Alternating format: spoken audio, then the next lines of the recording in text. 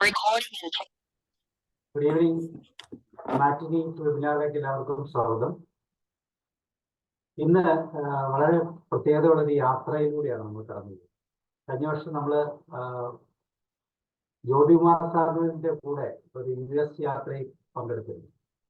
നാസയൊക്കെ കണ്ട് US കുറേ സ്ഥലങ്ങളൊക്കെ നമ്മൾ കണ്ടു. അപ്പൊ ഇന്ന് US നേരെ ഓപ്പോസിറ്റ് ആയിട്ടുള്ള മറ്റൊരു സ്ഥലത്തേക്കാണ് പോകുന്നത്. പേര് കേട്ടുമ്പോൾ എല്ലാവർക്കും അറിയാം, ജപ്പാൻ. ഒത്തിരി അനുഭവങ്ങൾ അല്ലെങ്കിൽ ചരിത്രമുറങ്ങുന്ന ഒരു സ്ഥലം തന്നെയാണ് ജപ്പാൻ എന്ന് പറയുന്നത്. ഒത്തിരി പ്രത്യേകതകളുണ്ട്. പോസിറ്റീവായിട്ടും നെഗറ്റീവായിട്ടും ഒക്കെ നമ്മൾ കേൾക്കുന്നുണ്ട്. പക്ഷെ ആ സ്ഥലത്ത് ചെല്ലാനും അവിടെയുള്ള കുറെ കാഴ്ചകൾ കാണാനും ഒക്കെ നമ്മുടെ പ്രിയപ്പെട്ട മെമ്പറായ ഉദയനൻ സാർ അദ്ദേഹത്തിന്റെ സഹധർമ്മിണിക്കും സാധിച്ചു. സാറ് പൈസ മുടക്കിപ്പോയി, നമ്മൾ പൈസ മുടക്കാതെ അതൊക്കെ കാണാൻ പോവുകയാണ്. അപ്പൊ അതാണ് അതിൻ്റെ ഒരു പ്രത്യേകത. അപ്പം ഇന്ന് എല്ലാവരെയും ഈ പ്രോഗ്രാമിലേക്ക് ക്ഷണിക്കുകയാണ്. അതുപോലെ നിങ്ങളും ട്രാവൽ ചെയ്യുമ്പോൾ എവിടെയെങ്കിലും ട്രാവൽ ചെയ്യുന്നുണ്ടെങ്കിൽ ഓർമ്മകൾ സൂക്ഷിക്കാൻ വേണ്ടി ഇതുപോലെ ബ്ലോഗ് ചെയ്യുകയോ ചിത്രങ്ങൾ സൂക്ഷിച്ചു വയ്ക്കുകയോ ഇതുപോലുള്ള വേദികളിൽ അത് പ്രദർശിപ്പിക്കുകയൊക്കെ ചെയ്യുന്നത് എപ്പോഴും നല്ലതാണ്, ഒത്തിരി ഗുണകരമാണ്. അപ്പൊ അതുകൊണ്ട് തന്നെ ഇന്ന് ഉദയനൻ സാറിനെ പ്രോഗ്രാമിലേക്ക് ക്ഷണിക്കുകയാണ്. ഉദയനൻ സാറിലൂടെ നമുക്കും ജപ്പാൻ മിനിമലായിട്ടൊന്ന് കാണാം. ജപ്പാന്റെ വിശേഷങ്ങളും ജപ്പാനെ കുറിച്ചുള്ള അറിവുകളും ഒരുപക്ഷെ നമ്മൾ പ്രതീക്ഷിക്കാത്തതും എന്നാൽ നമ്മൾ നമ്മുടെ കുട്ടിക്കാലം മുതൽ കേൾക്കുന്നതുമായ പല കാര്യങ്ങളും ഉദയനൻ സാറിലൂടെ നമുക്ക് കേൾക്കാം. So Udayanan sir, you are welcome. Sir admit ചെയ്യണം.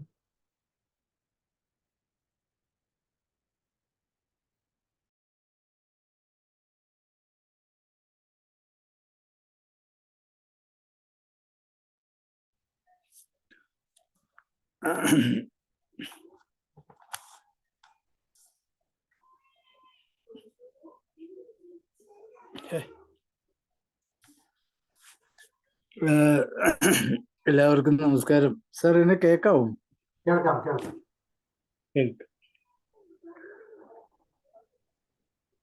ഇന്ന്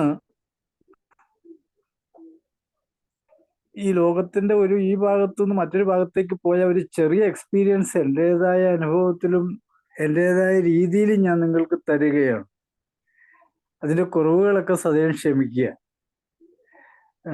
ഇത് ഞാനിങ്ങനെ പോകുന്നു എന്ന് സാറിനോട് പറഞ്ഞപ്പോൾ പോയി വന്നിട്ട് നമുക്കിത് നമ്മുടെ ഈ പ്ലാറ്റ്ഫോമിൽ ഒന്ന് അവതരിപ്പിക്കണം എന്ന് ആവശ്യമുണ്ടായിരുന്നു. ഞാൻ സമ്മതിച്ചു. പോയി വന്ന ശേഷം അതിനുള്ള ബാക്കിപത്രങ്ങളൊക്കെ ചെയ്ത് തീർത്ത് സാബു സാറിന്റെ എന്താ പറയാ 100% സഹായത്തോടു കൂടിയാണ് ഞാനിത് ചെയ്യാൻ ഉദ്ദേശിച്ചതും ചെയ്യാൻ പോകുന്നതും.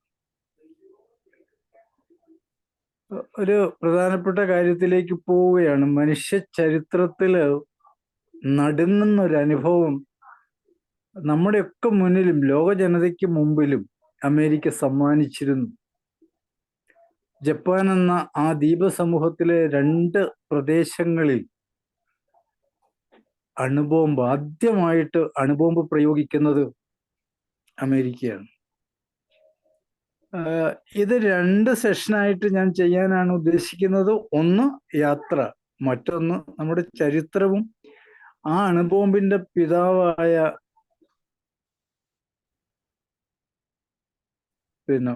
മേറോഡ് അദ്ദേഹത്തിന്റെ അവസാന കാല വികാരങ്ങളും ഒക്കെ ചേർത്തുകൊണ്ടുള്ള ഒരു യാത്രയാണ് ഇത്. ഇന്ന് നമ്മൾ ഈ ഭൂപ്രദേശങ്ങളിലൂടെയും അതിൽ കാണുന്ന കാര്യങ്ങളെ കുറിച്ചൊക്കെയാണ് നമുക്ക് സംസാരിക്കാവുന്നത്.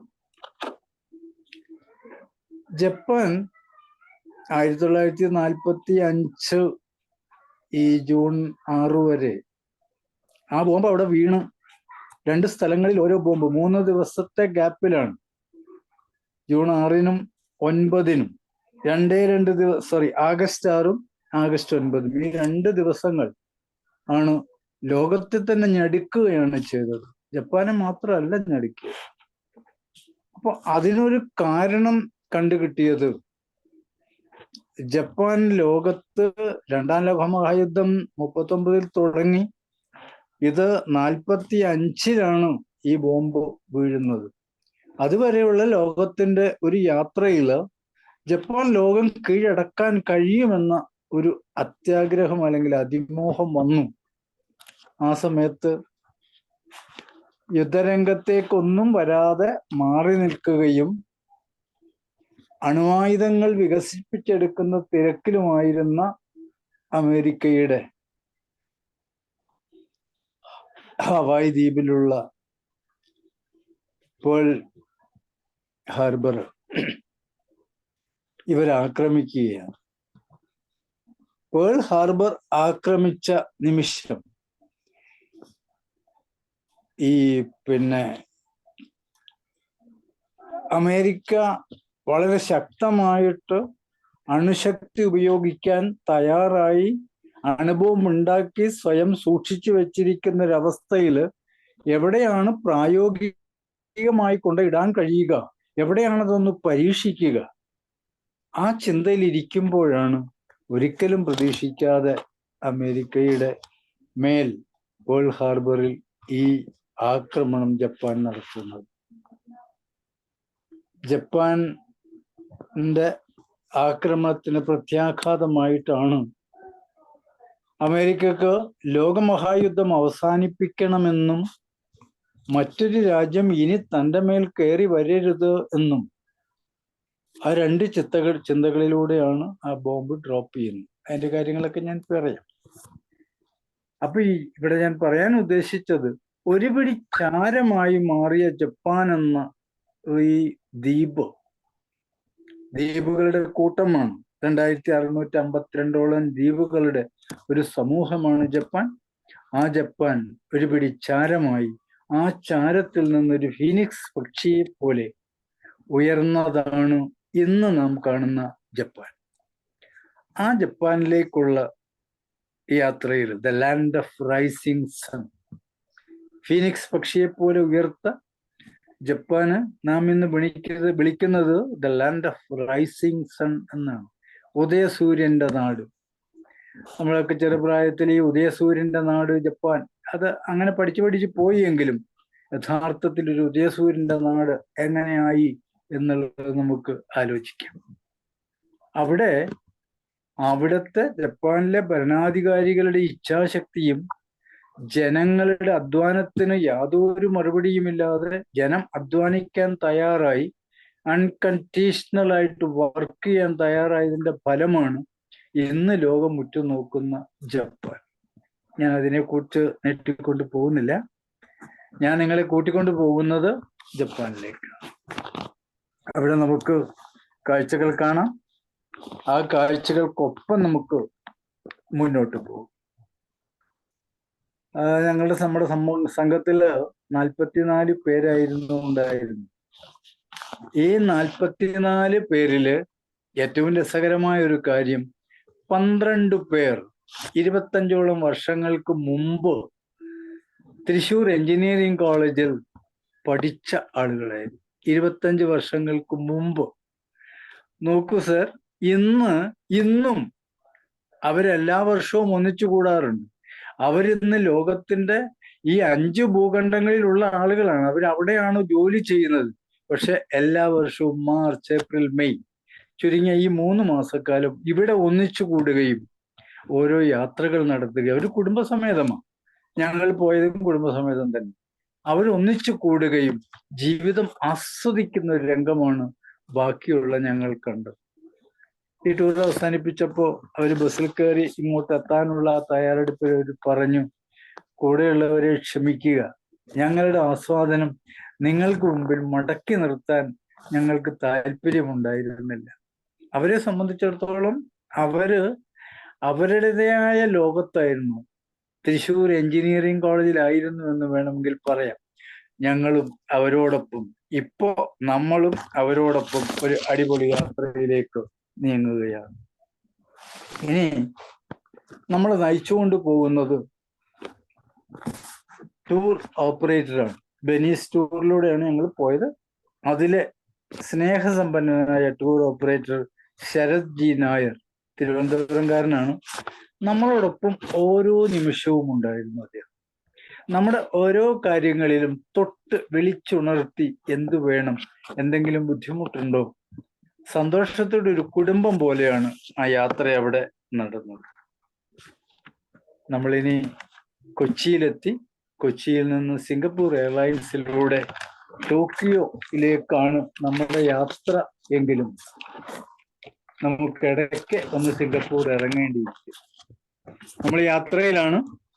നമ്മുടെ പ്ലെയിൻ ഏതാണ്ട് 40,000 അടി ഉയരത്തിലാണ് വളരെ സ്പീഡിൽ പോകുന്നത്, ചലനമില്ലാതെ.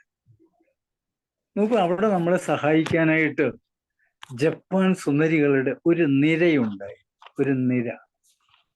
അവര് ഓരോ നിമിഷവും നമ്മളുടെ അടുത്തേക്ക് എത്തുന്നു. നമ്മൾ എന്തെങ്കിലും ബുദ്ധിമുട്ടുണ്ടെങ്കിൽ അത് നേരിൽ അറിയുന്നു. നാം പറയുന്ന കാര്യങ്ങൾ അടുത്ത നിമിഷം അവർ ചെയ്യുകയാണ്. അവർ കൊണ്ടെത്തുന്ന വിശിഷ്ടമായ ഭോജ്യങ്ങൾ ഒരുപക്ഷെ നമുക്ക് അത്ര രസകരമായിരുന്നു എങ്കിലും രുചി അറിയുന്നതിന് ഓരോന്നോരോന്നായി നമ്മളത് ആഹരിച്ചു. അവരുടെ മുഖത്തെ പുഞ്ചിരിക്ക് മുൻപിൽ നാം അവരെ നമസ്കരിക്കുകയാണ് ചെയ്തത്. ജപ്പാനിലെ ജനതയുടെ ഇന്നത്തെ ഒരവസ്ഥ എന്ന് പറയുന്നത്, ഈ 1945 ആ ബോംബാർഡിങ്ങിന് ശേഷമുള്ള ജനത വളരെ പക്വമായി പുഞ്ചിരിയോടുകൂടി മാത്രമാണ്, നമ്മളത് അടച്ചത്, പുഞ്ചിരിയോടുകൂടി മാത്രമാണ് അവര് ജനങ്ങളെ സ്വീകരിക്കുന്നത്. അവർക്ക് ദേഷ്യപ്പെടാൻ അറിയില്ല. മോളെ ഈ കൊച്ചിനെ എടുക്ക്.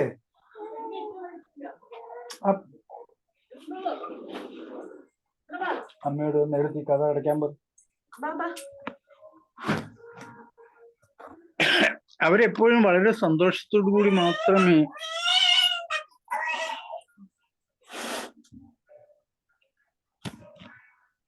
ആളുകളോട് പെരുമാറുന്നുള്ളൂ. പുഞ്ചിരിക്കുന്ന മുഖവുമായി സന്തോഷത്തോടു കൂടി എപ്പോഴും നമ്മളുടെ അടുത്തേക്ക് എത്തുകയാണ് ഓരോ സമയത്തും. ഈ പറഞ്ഞ സമയം കൊണ്ട് തന്നെ നമ്മൾ സിംഗപ്പൂർ എയർപോർട്ടിൽ എത്തിക്കഴിഞ്ഞു. വളരെ വിശാലമായ ഒരു ഇന്റർനാഷണൽ എയർപോർട്ടാണ് സിംഗപ്പൂർ എയർപോർട്ട്. അവിടെ ഒരു 2-2.5 മണിക്കൂറോളം ചുറ്റിക്കറങ്ങി, കുറച്ച് പുറത്തു പോയില്ല, അവിടെയുള്ള കടകളൊക്കെ ഒന്ന് സന്ദർശിച്ച്. എന്നാണ് അവിടെ നമ്മൾ എക്സ്ചേഞ്ച് ചെയ്യാനുള്ളത്. സാധനങ്ങൾക്കൊക്കെ വലിയ വിലയാണ്. അതുകൊണ്ട് ആ വഴിക്കൊന്നും നമ്മൾ പോയില്ല. കണ്ടു നീ ഒരു കാര്യം, ഇംഗ്ലീഷ് സംസാരിക്കാനും മനസ്സിലാക്കാനും അറിവ് വളരെ കുറവാണ് അതിനകത്ത് നിൽക്കുന്ന ആളുകൾക്ക്. നമ്മൾ എന്തെങ്കിലും ചോദിച്ചാൽ അവർക്ക് നമുക്ക് സാറ്റിസ്ഫാക്ടറി ആയിട്ട് ഒരു റിപ്ലൈ തരാനായിട്ട് ഭാഷ എപ്പോഴും ഒരു തടസ്സമായിരുന്നു. ഈ സമയം കൊണ്ട് ടോക്കിയോയിലേക്കുള്ള നമ്മുടെ ഭീമൻ എയർപ്ലെയിൻ വന്നു കഴിഞ്ഞു. അവിടെ സെറ്റ് ചെയ്തിരിക്കുന്ന ഒരു അനക്കത്തോടു കൂടി നമ്മൾ അതിലേക്ക് എൻട്രി ചെയ്ത് കഴിഞ്ഞിരിക്കുന്നു. നമ്മുടെ ഓരോ ഇരിപ്പിടങ്ങൾ നാം കണ്ടുപിടിച്ചു. നമ്മളൊന്ന് ഇരുന്ന് കഴിഞ്ഞപ്പോൾ ഒരു ആശ്വാസമുണ്ട്. ഇനി നമ്മൾ ടോക്കിയോയിലേക്കാണ് യാത്ര. നമ്മുടെ ബാക്കി എല്ലാ പ്രശ്നങ്ങളും നമ്മൾ തീർത്തിരിക്കുന്നു. സമാധാനത്തോടെ ഇരിക്കുകയാണ്. ഇപ്പൊ ഞാൻ എൻ്റെ ശ്രീമതിയോടൊപ്പമാണ്. ഈ കാര്യങ്ങളൊക്കെ പറയുന്നതിനിടക്ക് അവരെ നമുക്ക് ഉപേക്ഷിക്കാൻ പറ്റില്ലല്ലോ. അവരെയും കൂട്ടി നിങ്ങളുടെ കൂട്ടുകാരെയും കൂട്ടിയാണ് ഇപ്പോൾ സഞ്ചരിച്ചുകൊണ്ടിരിക്കുന്നത്. ടോക്കിയോ ലക്ഷ്യമായത് പറന്നു തുടങ്ങി. ജപ്പാൻ സമയം നമ്മുടെ സമയത്തെക്കാൾ 3.5 മണിക്കൂർ മുന്നിലാണ്. അപ്പൊ നമുക്ക് നമ്മുടെ സമയം ഒന്ന് കയറ്റി വെക്കേണ്ടി വരുന്നു. ഇനിയെല്ലാം അവിടുത്തെ സമയമാണ്. നമ്മൾ പോകുന്ന ആകാശപാതയിലെ നമുക്ക് മനസ്സിലാക്കാൻ കഴിഞ്ഞത് അനൗൺസ്മെന്റിലൂടെയും നാഗോയ, യോക്കോഹാമ, നഹ എന്ന പ്രദേശങ്ങളുടെ മുകളിലൂടെയൊക്കെ ഈ പ്ലെയിൻ മുന്നോട്ട് പോയി കഴിഞ്ഞിരിക്കുന്നു. നാം പറന്നു കഴിഞ്ഞിരിക്കുന്നു. ഇവിടെ ടോക്കിയോയിൽ എത്തി എന്നുള്ള ഒരു അറിയിപ്പാണ് നമുക്ക് കിട്ടുന്നത്. പ്ലെയിൻ വളരെ സാവധാനം അങ്ങനെ സഞ്ചരിക്കുന്നുണ്ടോ എന്ന് പോലും അറിയാതെ വളരെ പതുക്കെ ലാൻഡിങ്ങിനുള്ള തയ്യാറെടുപ്പാണ്. ലാൻഡ് ചെയ്ത് ഒരു 10 മിനിറ്റ് കഴിഞ്ഞപ്പോഴാണ് പുറത്തേക്ക് ഇറങ്ങാനുള്ള സൗകര്യം കിട്ടിയത്. ടോക്കിയോയിൽ കാല് കുത്തിയപ്പോൾ നമുക്കൊരു അഭിമാനം തോന്നി, സന്തോഷം തോന്നി. ആ സന്തോഷം നിങ്ങൾക്കും തോന്നി എന്ന് ഞാൻ വിശ്വസിക്കുകയാണ്. ഇപ്പൊ ടോക്കിയോയിലാണ് നമ്മളിപ്പോ ഇവിടെ നിൽക്കുന്നത്. നമുക്ക് ടോക്കിയോയിൽ ഇറങ്ങിയ ഉടനെ തന്നെ നമ്മളെ കാത്ത് ജപ്പാൻ ഗൈഡ് അവിടെ ഉണ്ടായിരുന്നു. അദ്ദേഹത്തിന്റെ പേര് ഒയാമ. ഒയാമ എന്ന ആ മനുഷ്യൻ, ഞാൻ ആദ്യം പറഞ്ഞു, വളരെ ശാന്തപ്രകൃതമുള്ള ആളുകളാണ്. നമ്മൾ അവിടെ എത്തി. അദ്ദേഹത്തിന്റെ മുൻപിൽ ഒരു സ്റ്റീൽ റോഡില് ഈ നമ്മുടെ നാം പോയ വെനീസിന്റെ ഒരു വലിയ കൊടി നമ്മുടെ മുന്നിൽ അദ്ദേഹം നടന്നു പോയിക്കൊണ്ടിരിക്കുന്ന കൊടിയും വേണ്ടി ഈ 44 പേരും അദ്ദേഹത്തെ ഫോളോ ചെയ്യുകയാണ്. സ്വന്തം വീട്ടിലേക്ക് കയറി ചെല്ലുന്ന പോലെയാണ് ഒയാമ നമ്മളെ അവിടുത്തെ വളരെ പ്രസിദ്ധമായ ഒരു ഹോട്ടലിലേക്ക് എത്തിച്ചത്. Hotel Tokyo grand Nikon. അവിടുത്തെ ബിൽഡിങ്ങുകളെ കുറിച്ച് പറയുമ്പോൾ വളരെ ഭീമാകാരമായ, വളരെയേറെ നിലകളുള്ള നിശബ്ദമായൊരു സിറ്റിയിൽ നിർത്തിയിരിക്കുന്നതാണ്. ഇടവും വലവും. നമ്മൾ ബസ്സിലാണ് കുറെ ദൂരം പോയത്. ആ യാത്രയിൽ ഉടനീളം 40ഉം 50ഉം നിലകളുള്ള വൻപൻ കെട്ടിടങ്ങൾ, ഹോട്ടലുകൾ, ഒരു 50 അടിക്ക് 50 അടിക്ക് തന്നെ ഹോട്ടലുകൾ, വൻ ശക്തമായ ഹോട്ടലുകൾ. നമ്മൾ എത്തിയത് ടോക്കിയോ ഗ്രാൻഡ് നിക്കോ ഹോട്ടലിലാണ്. അപ്പൊ അവിടെ നമ്മുടെ ഈ 3.5 മണിക്കൂറിന്റെ വ്യത്യാസമുള്ളത് കൊണ്ട് നമ്മുടെ ദിവസങ്ങൾ പോയിക്കൊണ്ടിരിക്കുകയാണ്. അവിടെ താമസിച്ചുകൊണ്ട് നമുക്ക് നമ്മുടെ ജപ്പാന്റെ ജിയോഗ്രഫി തന്നെ അദ്ദേഹം പറഞ്ഞു തരികയാണ്. രാത്രി ഭക്ഷണത്തിന്റെ സമയമായി. ഒരു 3.5 മണിക്കൂറിന്റെ ഒരു ഡിഫറൻസ് നമ്മൾ അതോടെ അനുഭവിക്കുകയാണ്. ഇപ്പൊ ജപ്പാൻ ഉദയസൂര്യന്റെ നാട്ടിലേക്ക് അവിടെ എത്തി നമ്മൾ അടുത്ത ഒരു ഭാഗത്തേക്ക് നീങ്ങാൻ തയ്യാറാവുകയാണ്. ഒരു ദ്വീപ സമൂഹമാണെന്ന് ഞാൻ പറഞ്ഞു. ശാന്തസമുദ്രത്തിലാണിത്. മാർക്കോപോളോ എന്ന വ്യവസായി, ഇറ്റാലിയൻ വ്യവസായിയും സഞ്ചാരകനുമായിരുന്നു 13ാം നൂറ്റാണ്ടില് ഈ ദ്വീപിനെ ലോകത്തിന് പരിചയപ്പെടുത്തി കൊടുത്തത്. ഇന്ന് ജപ്പാൻ ലോകത്തിലെ ഏറ്റവും ഉയർന്ന ആരോഗ്യമുള്ള, വിദ്യാഭ്യാസമുള്ള, ഇക്കിക്കായ് എന്ന ജീവിത രീതി സ്വീകരിച്ചിരിക്കുന്ന സാധാരണ മനുഷ്യരും. അവരുടെ മുഖത്തൊക്കെ പ്രസാദമാണ്. നമ്മളെക്കുറിച്ച് അവർക്കൊന്നും അറിഞ്ഞാൽ, എന്നാൽ അവരുടെ മുഖം നമ്മളെ ചിരിച്ചുകൊണ്ട് സ്വീകരിക്കുന്നു എന്നുള്ളതാണ്. യാത്ര തുടങ്ങുകയാണ്. രാവിലെ 6:30 നമുക്ക് ഹോട്ടലിൽ നിന്ന് പ്രഭാത ഭക്ഷണം തരികയാണ്. 12 മണിക്ക് ഉച്ചയ്ക്കുള്ള ഭക്ഷണം, രാത്രി 7:30 രാത്രി ഭക്ഷണം. സമയം കൃത്യമാണ്. നമ്മൾ ബുക്ക് ചെയ്ത ഭക്ഷണമാണ്. സമയം തെറ്റിയാൽ അത് കിട്ടണമെന്നില്ല. അപ്പൊ സമയത്തിന്റെ കാര്യത്തിൽ പങ്ക്ച്വാലിറ്റി പാലിക്കുന്ന ഒരു ജനതയുടെ ഇടയിലേക്കാണ് നാം എത്തിയിരിക്കുന്നത്. നമ്മുടെ താമസങ്ങളോ മറ്റൊന്നും അവരെ വിഷമിപ്പിക്കുന്നില്ല. അവര് നമ്മളെ ഓരോ നിമിഷവും സഹായിച്ചുകൊണ്ടാണ് ഇരിക്കുന്നത്. ഞാൻ പറഞ്ഞു, നമ്മൾ അവിടുന്ന് യാത്ര തുടങ്ങി.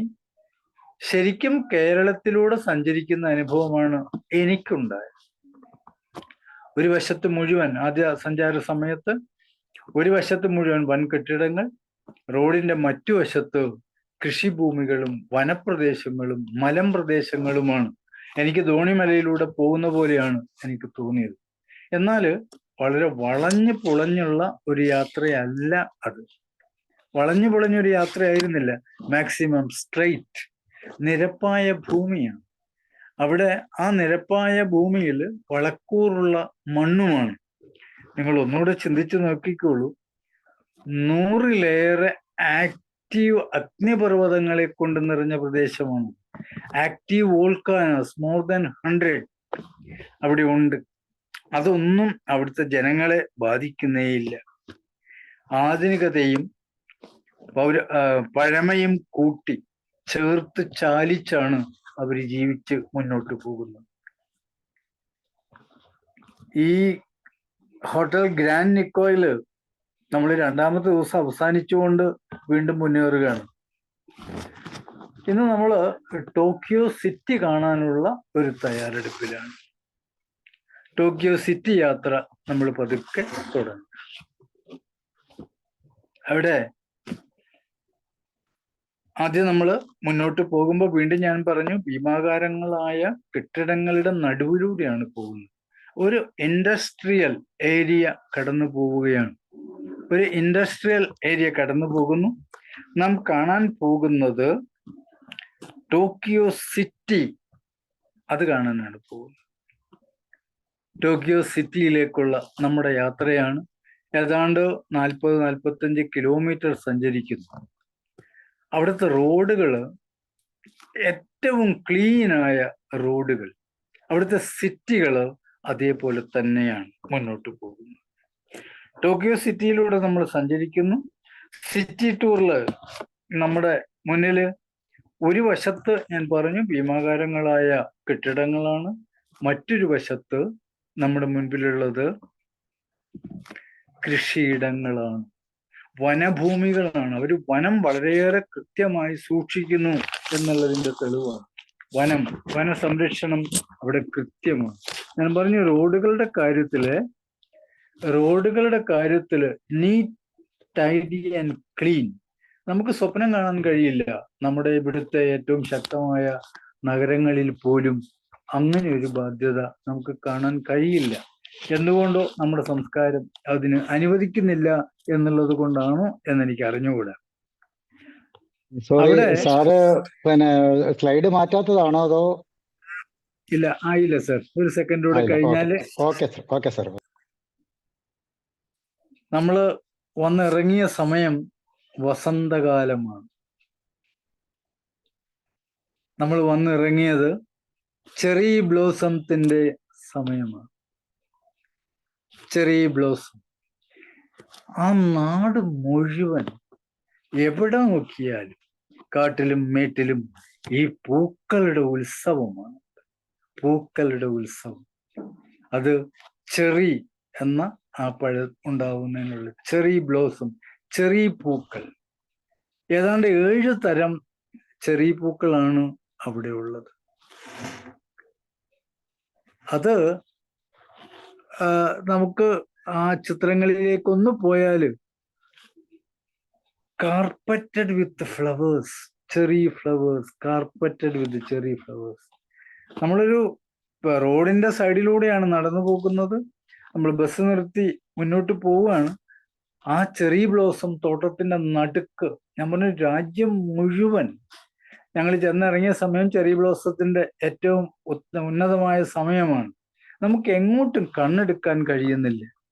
അത്ഭുതം കൂറിയ കണ്ണുകളുമായി ഒരുപാട് സമയം ഒരു സ്ഥലത്ത് നിന്ന് അടുത്ത് ചെല്ലുമ്പോൾ വ്യത്യസ്തമായ മറ്റു പൂക്കളാണ്.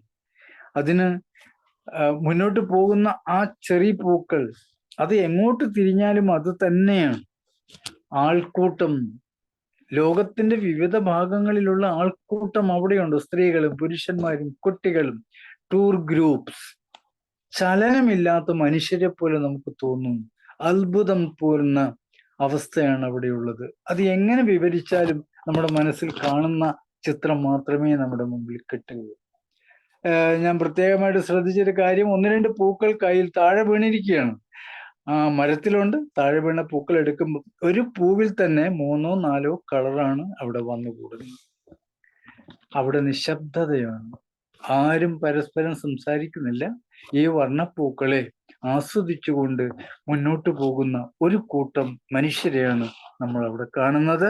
അതിൽ ഒരു കൂട്ടം നമ്മളുമായി 44 പേരും ഒന്നിച്ചു പോവുകയാണ്. അവിടെ നിന്നുള്ള നമ്മുടെ യാത്ര ഷിൻജുകുയോൺ എന്ന ടോക്കിയോയിലെ ഏറ്റവും വലിയ നാഷണൽ പാർക്ക്. ഈ നാഷണൽ പാർക്ക് ഇടതടവില്ലാതെ പൂക്കളെ കൊണ്ട് വാചാലമായി നമ്മളെ സ്വീകരിക്കുകയാണ് ചെയ്യുന്നത്. ആ പാർക്കിൽ മാത്രം 900 ചെടികളുണ്ട്. ആ പാർക്കിൽ അവിടുത്തെ ഒരു ഓഫീഷ്യലായിട്ട് സംസാരിച്ചപ്പോൾ അവർ പറഞ്ഞത് അവിടെ മാത്രം 900 ചെടികളുണ്ട്.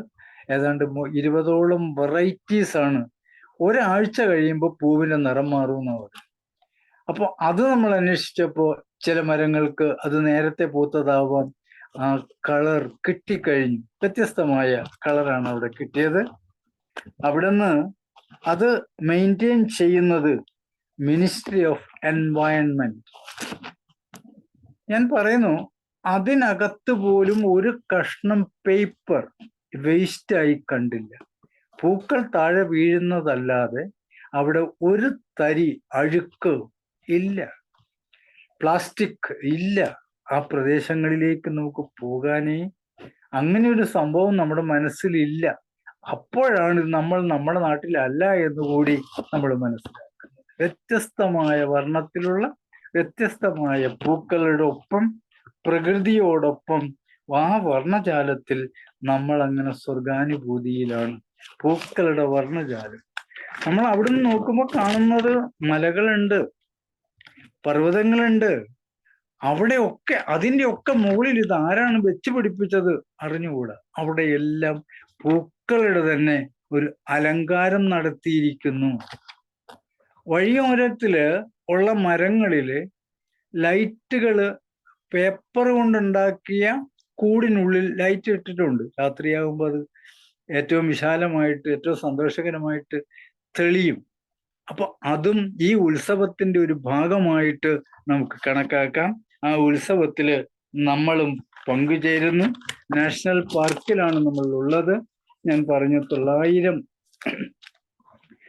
മരങ്ങളാണ് അവിടെ പിടിപ്പിച്ചിരിക്കുന്നത് റോഡിന്റെ ഇരുവശങ്ങൾ. അപ്പോഴാണ് ഒയാമയുടെ ശബ്ദം, വരൂ, നിങ്ങൾക്ക് എൻ്റെ കൂടെ വരാൻ തോന്നുന്നില്ലേ? ഈ പൂക്കളൊക്കെ ഇവിടെ ഉണ്ടാവും, തിരിച്ചു വരുമ്പോഴും നമ്മൾ കാണും. ഒയാമ ഒരു പാവം നല്ല മനുഷ്യൻ. മുൻപിൽ നിന്ന് അദ്ദേഹം ഓടി പുറകിൽ പോയി. ആ പുറകിൽ നിന്ന് ഒരു എണ്ണം കൈകൊണ്ട് പതുക്കെ പതുക്കെ പതുക്കെ എണ്ണി 44 ആകുമ്പോൾ വീണ്ടും അയാൾ മുന്നിലേക്ക് പോകും. അത്രയും സംരക്ഷണം നമുക്ക് അയാളിൽ നിന്ന് കിട്ടുന്നു. അപ്പൊ ഒയാമയുടെ തിരക്കിനൊപ്പം നമുക്ക് സഞ്ചരിക്കാം. ഒയാമ നമ്മളെ കൂട്ടിക്കൊണ്ടു പോകുന്നത് എങ്ങോട്ടൊന്ന് നമുക്കൊന്ന് നോക്കാം. ഇനി ഒയാമ നമ്മളെ നയിച്ചത് വിശാലമായ സുമിത റിവർ. ഒയാമ തിരക്ക് കൂട്ടിയത് വൈകിയാൽ നമ്മൾ കയറാൻ ഉദ്ദേശിക്കുന്ന ആ ക്രൂസ്, അതിനകത്തൊരു ക്രൂസ് ഉണ്ട്, ഒരു ബോട്ടുണ്ട്, അത്യാധുനികമായ ഒരു ബോട്ട്. ആ ബോട്ടിലേക്കാണ് നമ്മൾ പോകുന്നത്. അത്യാധുനികമായ ഒരു ബോട്ട് ഈ സുമിത നദിയിൽ ആണത് സഞ്ചരിക്കുന്നത്. ആ സുമിത നദിയിലൂടെ നമ്മൾ ആ ബോട്ടിലേക്ക് ടിക്കറ്റ് എൻട്രി ഒക്കെ അദ്ദേഹം നേരത്തെ മേടിച്ചു വെച്ചിട്ടുണ്ട്, അങ്ങോട്ട് കടക്കുകയാണ്. Sumida river has acted as a Tokyo's gateway to the sea. ടോക്കിയോയിൽ നിന്ന് കൃത്യമായി വലിയ കപ്പലിലേക്ക് കയറാനുള്ള ഒരു യാത്രക്ക് വഴി വെച്ചിരിക്കുന്ന സ്ഥലമാണത്. ഇടതും വലതും ബോട്ടുകളുടെ നിരനിരയായ യാത്രയാണ്. അതിനകത്തൊക്കെ കാഴ്ചക്കാരാണ്. അവിടെ ഏറ്റവും രസകരമായ കാര്യം, ഈ നദിയുടെ ഇരുകരകളിലും ആയിരക്കണക്കിന് ഈ നമ്മുടെ ചെറി പൂത്തു നിൽക്കുന്ന ചെറി ബ്ലോസംസ്. നമ്മൾ ഇരിക്കുന്ന സീറ്റിനെയോ അവിടുത്തെ ഓളപ്പരപ്പിനെയോ ഒന്നും തന്നെ നമ്മൾ കാണുന്നില്ല. അതിൻ്റെ ബാക്ക്ഗ്രൗണ്ട് നോക്കൂ, ശക്തമായ ഉയർന്ന കെട്ടിടങ്ങളാണ്. അപ്പൊ നാം ആകെ എവിടെയോ ആണ്. ഓരോരുത്തരും ഓരോ ഭാഗത്താണ്. ഇത് പതുക്കെ പതുക്കെ മുന്നോട്ട് പോകുന്നു. ഈ നമ്മുടെ നാട്ടിലെ പൊട്ടപ്പൊട്ടാന്നുള്ള സൗണ്ട് ഒന്നും ആ ക്രൂസിനില്ല. അതിനകത്തൊരു കൊച്ചു പയ്യൻ, അവൻ നമ്മുടെ നാട്ടിലേക്ക് കടല കൊണ്ടുവരുന്നത് പോലെ അവൻ്റെ അമ്മ അവിടെ ഇൻസ്റ്റന്റ് ആക്കി ഉണ്ടാക്കി വെക്കുന്ന പലഹാരങ്ങൾ ചൂടോടെ കൊണ്ട് സപ്ലൈ ചെയ്തു. അവൻ്റെ ചിരിക്ക് മുൻപിൽ എന്തെങ്കിലും ഒന്ന് വാങ്ങാതിരിക്കാൻ നമുക്ക് കഴിയുന്നില്ല. നമ്മുടെ ഭാഷ അവന് മനസ്സിലാവുന്നില്ല, നമ്മളോട് അവൻ സംസാരിക്കുന്നില്ല. പക്ഷെ നമ്മളുടെ മുന്നിലൂടെ പതുക്കെ പതുക്കെ ഇത് പോകുന്ന സമയത്ത് നമുക്ക് അതൊന്ന് വാങ്ങാതിരിക്കാൻ കഴിയുന്നില്ല എന്ന യാഥാർത്ഥ്യം അതിനകത്തുണ്ട്. നമ്മുടെ കയ്യിൽ എൻ ആണുള്ളത്. എൻ അവിടെ വളരെ ഇവിടെ കമ്പയർ പകുതി 61 രൂപ ആണ് ഒരു എൻ. സോറി, തിരിച്ച 61 എൻ കിട്ടാൻ നമുക്ക് ഇവിടുത്തെ 1 രൂപ കൊടുത്താൽ മതിയാവും. Like that. അവിടെ മറ്റ് എക്സ്ചേഞ്ചുകളൊന്നും നേരിട്ട് കടകളിൽ കണ്ടില്ല. അങ്ങനെയാകുമ്പോൾ നാം ഈ എൻ നോട്ട് ഇങ്ങനെ നേരെ മുന്നിൽ അവനെ കാണിക്കുന്നു, അവൻ അതിൻ്റെ വിലയായ സംഖ്യ മാത്രം എടുക്കുന്നു, ചില്ലറ ഉണ്ടെങ്കിൽ തിരിച്ചു തരുന്നു. അവൻ്റെ നടുവ് മാക്സിമം കുനിച്ച് നമ്മളോട് നന്ദി പറയുന്ന ഒരവസ്ഥ വാസ്തവത്തിൽ എനിക്ക് വല്ലാതെ അത് ഫീൽ ചെയ്തു. നമ്മുടെ നാട്ടിൽ എടുത്തു പണം കൊടുത്തു നീ പോടാ എന്ന മട്ടാണ്. അവിടെ അങ്ങനെയല്ല, നന്ദി പറയുന്നു. നമ്മുടെ നാട്ടിൽ നമുക്ക് നഷ്ടപ്പെട്ടത് നാം മറ്റുള്ളവരോട് നന്ദി പറയുന്നില്ല എന്നുള്ളതാണ്. ആ പറച്ചിലില് സന്തോഷമില്ലാത്തൊരവസ്ഥയാണ്. അപ്പോൾ ഈ സുമിത റിവർ ജപ്പാന്റെ കടലിലേക്കുള്ളൊരു ഓപ്പണിംഗ് ആണ്. നമ്മുടെ ആ കടലിന്റെ അടുത്ത് എത്തി നമ്മൾ തിരിക്കുകയാണ് ചെയ്യുന്നത്. ഇതിനെ അവിടെ സുജോ ബസസ് എന്നാണ് ജപ്പാനിൽ പറയുന്നത്. അത് വാട്ടർ ബസസ് ആണ്. എത്രയോ കൺവീനിയന്റ് ആയ ഒരവസ്ഥ. ധാരാളം ചെറു കപ്പലുകൾ അവിടെ സഞ്ചരിക്കുന്നുണ്ട്, കടലിൽ സഞ്ചരിക്കുന്നുണ്ട്.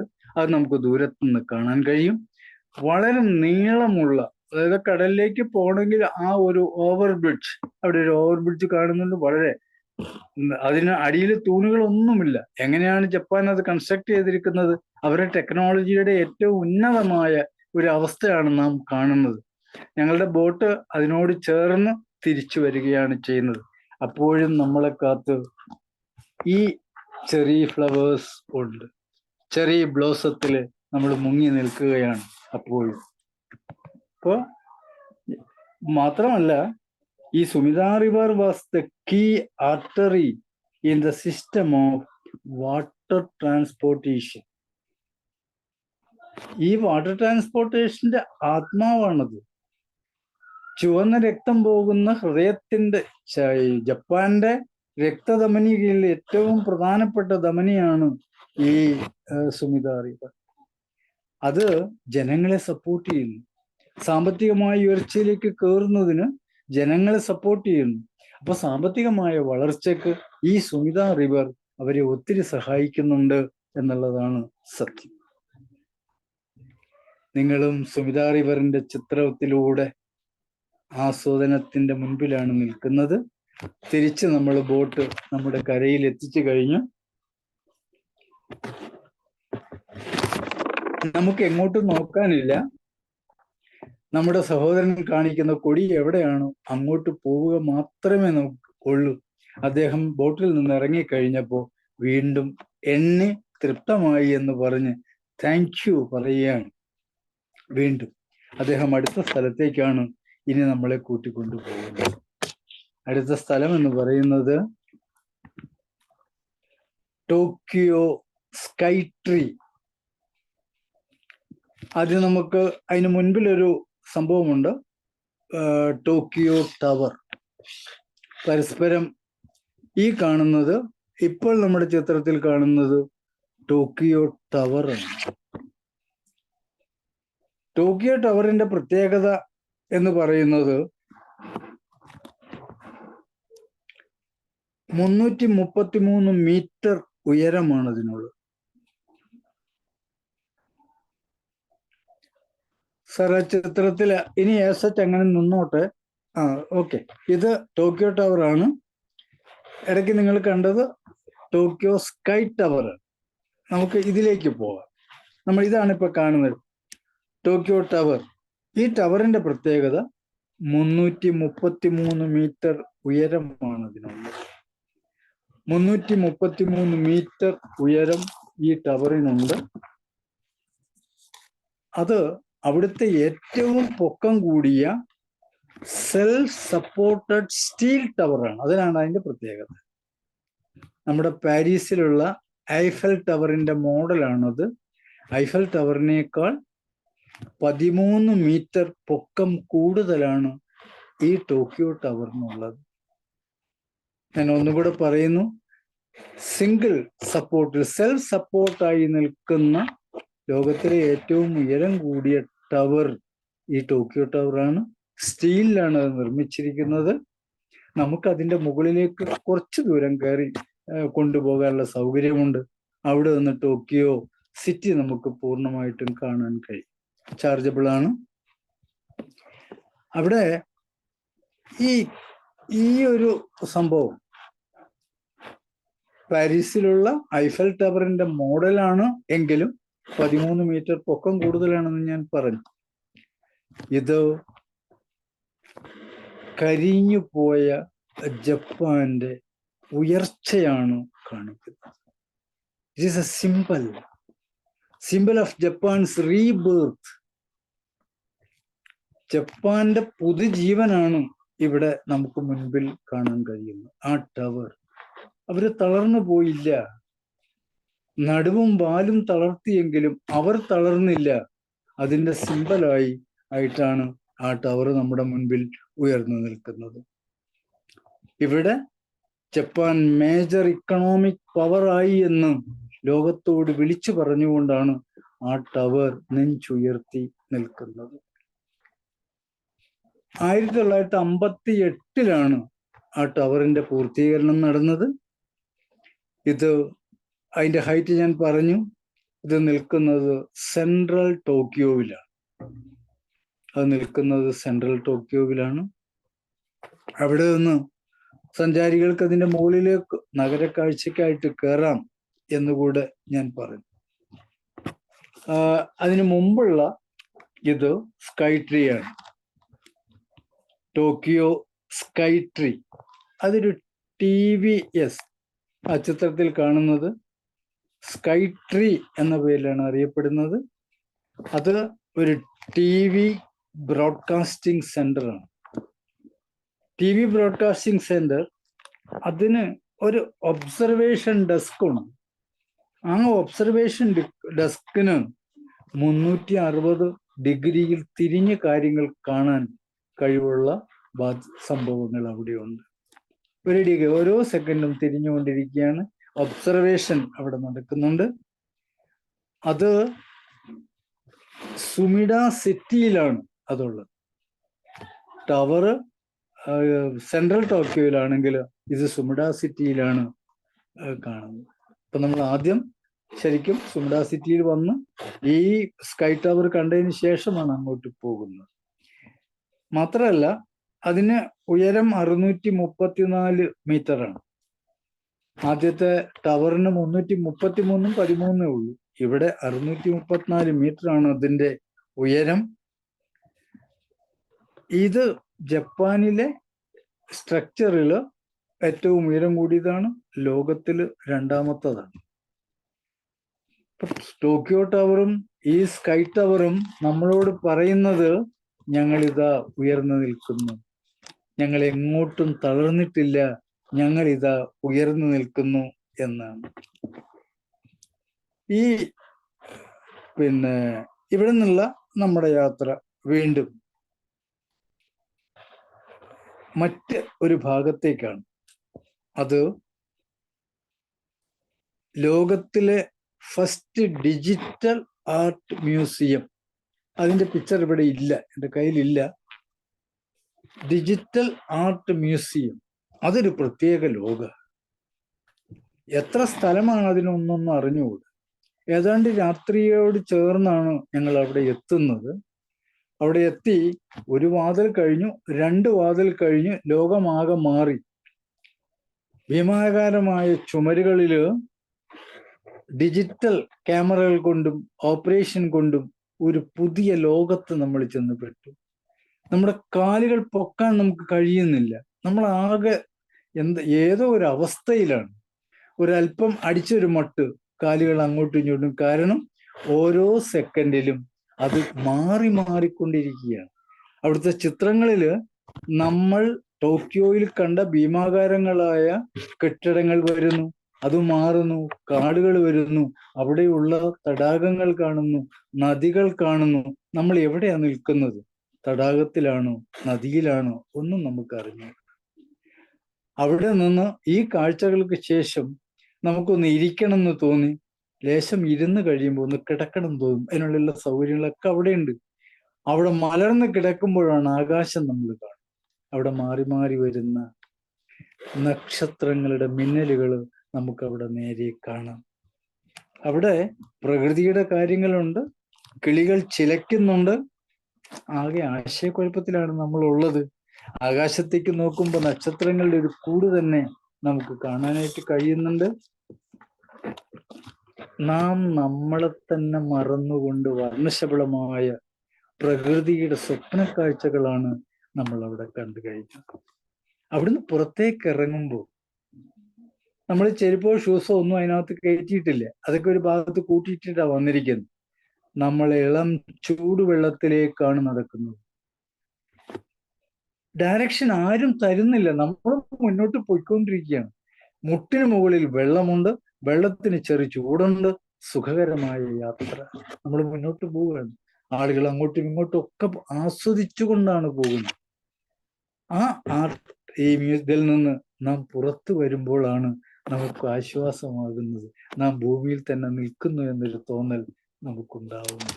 ശാരീരികമായി നമ്മുടെ ക്ഷീണം മാറ്റാൻ പോലും ഈ ചൂടുവെള്ളത്തിലെ യാത്ര ഏതാണ്ട് 20 മിനിറ്റ് വട്ടത്തിലും നീളത്തിലും നടന്നാണ് പുറത്തേക്ക് പോയത്. ആരും നമ്മളെ ഡയറക്റ്റ് ചെയ്യുന്നില്ല, നമ്മുടെ സൗകര്യം പോലെ നാം മുന്നോട്ട് പോയിക്കൊണ്ടിരിക്കുകയാണ്.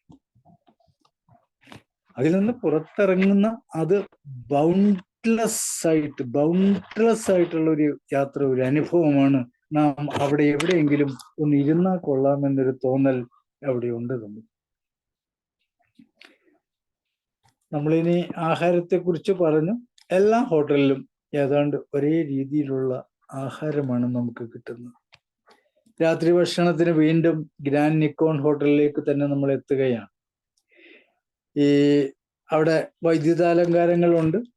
ബസ്സിലിരുന്ന് രാത്രിയിലെ കാഴ്ചകൾ നമ്മൾ കണ്ടുകൊണ്ടാണ് ഭക്ഷണത്തിന് എത്തുന്നത്. അവിടെ നാം പുതുമോടിയോടുകൂടി എത്തുന്ന ഒരവസ്ഥയാണ് അവിടെയുള്ളത്. നാം എന്തൊക്കെയോ അനുഭവിച്ച് സന്തോഷത്തോടെ വരികയാണ്. ഭക്ഷണത്തിന്റെ മുന്നിലേക്ക് ആരും ആക്രാന്തത്തോടെ ഓടുന്നില്ല. ഏതാണ്ട് ഒരു 200ഓളം ഐറ്റങ്ങൾ അവിടെ ഉണ്ട്. ഇതിൽ ഏതെടുക്കണം? കേരളത്തിന്റെ ഒരു ഭക്ഷണവും നമുക്ക് അവിടെ ഇല്ല. അവിടുത്തെ വെയിറ്ററോട് ചോദിച്ചപ്പോൾ പറഞ്ഞു അവര് റൈസ് കഴിക്കുന്നവരാണ്, പക്ഷെ ഒരു 3 ഉരുള അത് ഏതെങ്കിലും ഒരു പാത്രത്തിൽ കാണും, നിങ്ങൾ കണ്ടുപിടിച്ചു. 2 മണിക്കൂറിന്റെ ഒരു ഇടവേള കൊണ്ടാണ് നമ്മൾ ഈ ആഹാര പദാർത്ഥങ്ങളൊക്കെ ഒന്ന് കണ്ട് ഇടയ്ക്കിടയ്ക്ക് ഓരോന്ന് എടുക്കുന്നത്. അവിടെ മസാലക്കൂട്ടുകളുടെ ഒരു വിപ്ലവമൊന്നും അതിനകത്തില്ല. പച്ചക്കറികളുടെ ഒരു ഭാഗം, മധുരത്തിന്റെ ഒരു ഭാഗം, മത്സ്യം, മാംസം, ഇതിനൊക്കെ പ്രത്യേക സംഭവങ്ങളാണ്. ആ മാംസത്തെ തന്നെ 5ഓ 6ഓ തരമായി തിരിച്ചു വെച്ചിരിക്കുകയാണ്. നിങ്ങൾക്ക് ഇഷ്ടമുള്ളത്. അവിടെ ആ ഇറച്ചി കണ്ട വേവിക്കാത്ത ഇറച്ചി സ്ലൈസ് ആയിട്ട് വെച്ചിരിക്കുന്നു തോന്നും. അതുകൊണ്ട് നമ്മളൊന്നും ആ വഴിക്ക് പോയില്ല, പച്ചക്കറി തന്നെ തിന്നു. കാരണം നമ്മുടെ വയറ് നമ്മുടേതല്ലേ, നമുക്ക് നാട്ടിൽ ചെന്നാലും ഇതൊക്കെ കഴിക്കാൻ പറ്റും. പക്ഷെ മധുരത്തിന്റെ സ്ഥലത്ത്, മധുരത്തിന്റെ അസ്വസ്ഥതയുള്ള ഞാൻ പോലും ആ വർണ്ണക്കാഴ്ചകളിൽപ്പെട്ട് ധാരാളം അടിച്ചു കയറ്റിയപ്പോ ഭാര്യ പറഞ്ഞു, വീട്ടിൽ ചെന്ന് കിടക്കാൻ ഇടവരുത്തരുതേ. ഞാൻ പറഞ്ഞു ഇല്ല, വിഷമിക്കണ്ട, ഇനി നീ കണ്ണടച്ചോ, ഞാൻ ഇതെല്ലാം എടുക്കുകയാണ്. നമ്മുടെ ഒരു സ്വഭാവം അതായി പോയി എന്നുള്ളത് കൊണ്ടാണ് അത് എത്തുന്നത്. ഭക്ഷണത്തിന്റെ കാര്യം പറഞ്ഞപ്പോൾ ഒരു കാര്യവും കൂടെ പറയാതിരിക്കാൻ പറ്റില്ല. ഹോട്ടൽ മുറിയില് എല്ലാ സൗകര്യങ്ങളും ഞങ്ങളോട് പറഞ്ഞിരുന്നു, ഇവിടുത്തെ ബാത്റൂംസ് നിങ്ങൾ പ്രത്യേകമായിട്ടൊന്ന് ശ്രദ്ധിക്കണം.